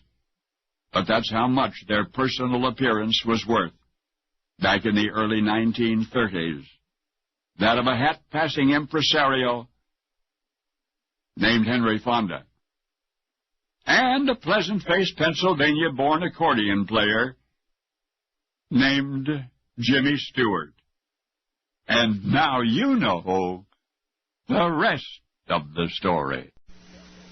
Now, the rest of the story. Lillian was always being asked about the origin of that romantic custom, and always she had to reply that she did not know. But then one day Lillian decided she would discover how it all began. And 7 decades ago, her research concluded, and the conclusions of historian Lillian Eichler comprise the rest of the story. The names of the people involved have long since been forgotten, likewise precisely when. Suffice it to say that it happened once upon a time. The young Miller was well known and well loved in his hometown, which was in Holland. He was chronically poor. Now, do not misunderstand. This Miller was a hard-working fellow, may have been the most industrious member of his community, but he had a weakness, a soft heart. Whenever one of the townsfolk was in distress or in need, the young Miller would come to his aid with money or bread or flour. And yet such a great friend of the poor was he that he often found himself one of them. And then one springtime, this young Miller fell in love.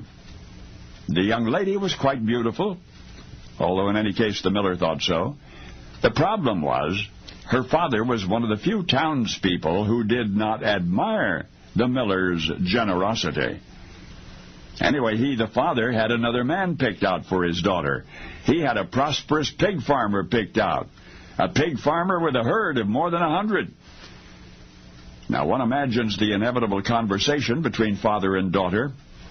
Probably it followed the familiar lines of reasoning. First, the daughter protesting Dad's insensitivity to her feelings, her future. Then the father's stern resolve to prevent the mistake of his little girl's lifetime.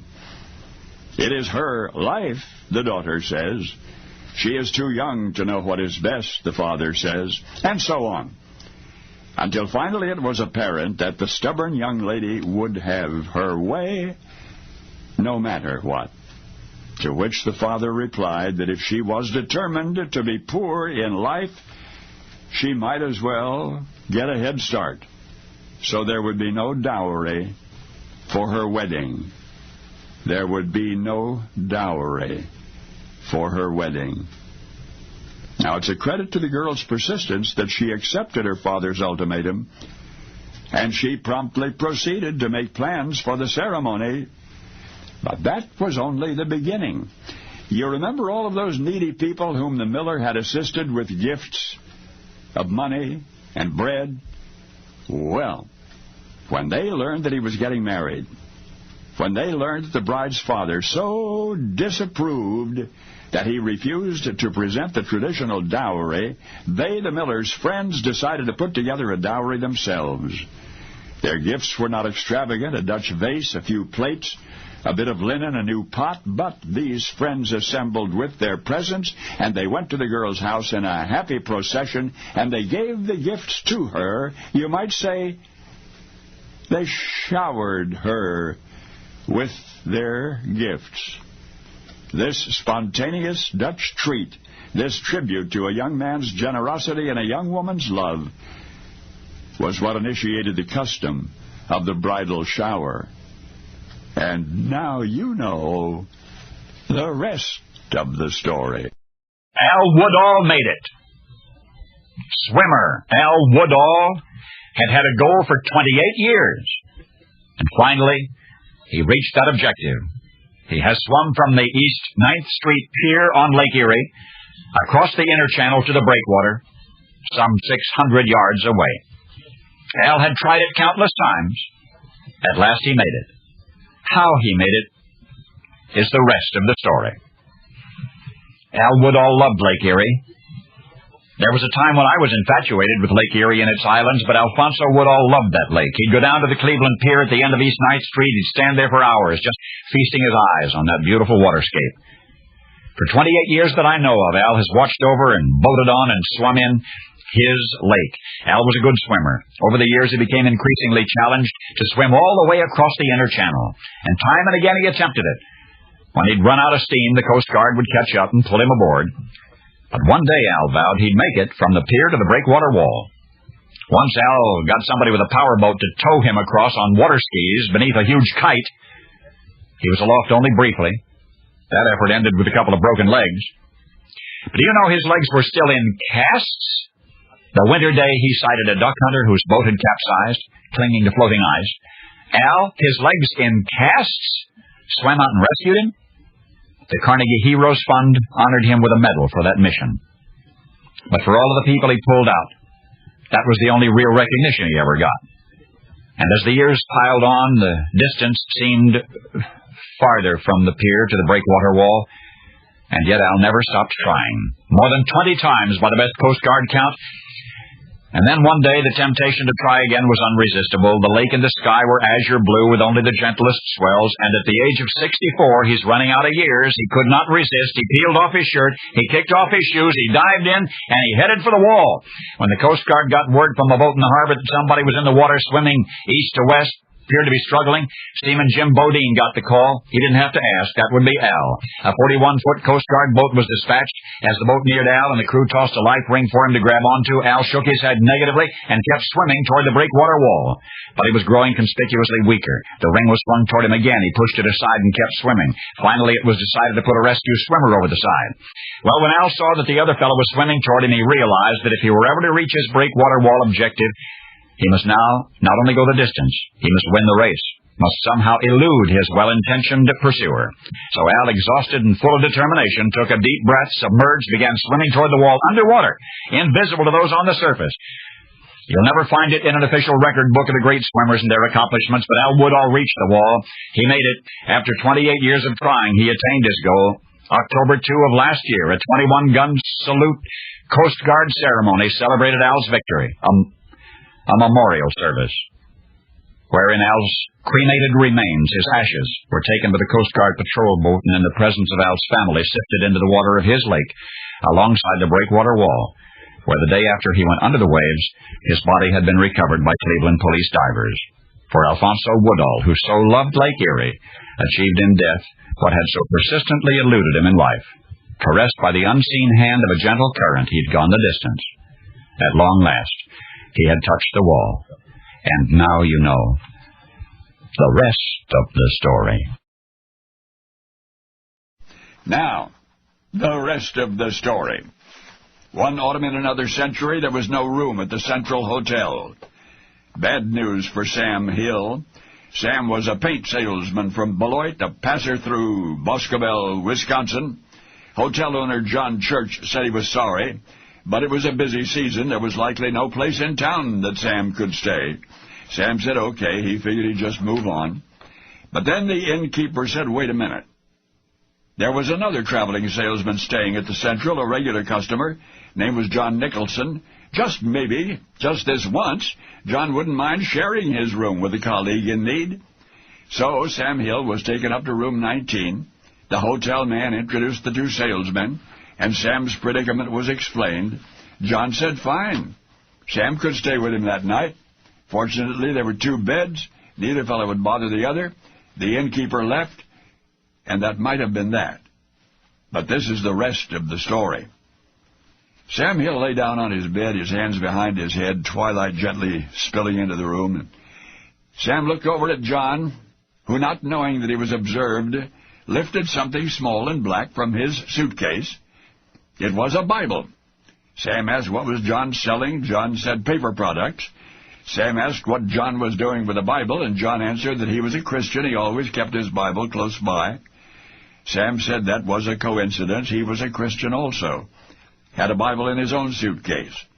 John said he was about to have his evening devotions. Would Sam care to join him? And Sam said he'd like that very much. So the two salesmen opened their Bibles. They read aloud to each other, and then prayed, and afterward they both lay awake, talking. Darkness had fallen.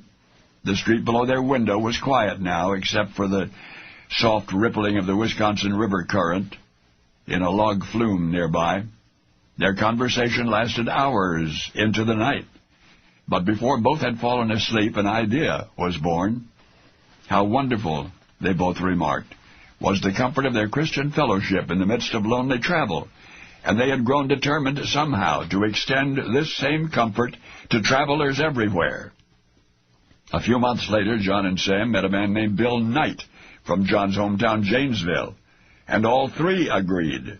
All three knelt together in prayer, committing themselves to the establishment of an association of Christian traveling men, and they would name their association after the hero of Judges 6 and 7, the man who led small numbers against impossible odds to victory. John Nicholson and Sam Hill and Bill Knight thus dedicated themselves 109 years ago. The organization they founded is thriving still, supplying a transient world with the Word of God, distributing 1 million Bibles every 15 days through 85,000 workers in 134 countries. Of course, you've seen their Bibles in hotel rooms and hospitals and schools, and you've relived that night in the fall of '98 when Sam and John got together for the first time. there was no room in the inn, and they then and there ignited the spark that became the flame called Gideon's. And now you know the rest of the story. That was the final part, 14 parts of Paul Harvey's commentaries called The Rest of the Story. We will have something else next week. Airchecks is a 3-hour podcast uploaded every Saturday and is broadcasted on the K-Tai radio network every Sunday. See you at the same time and same channel.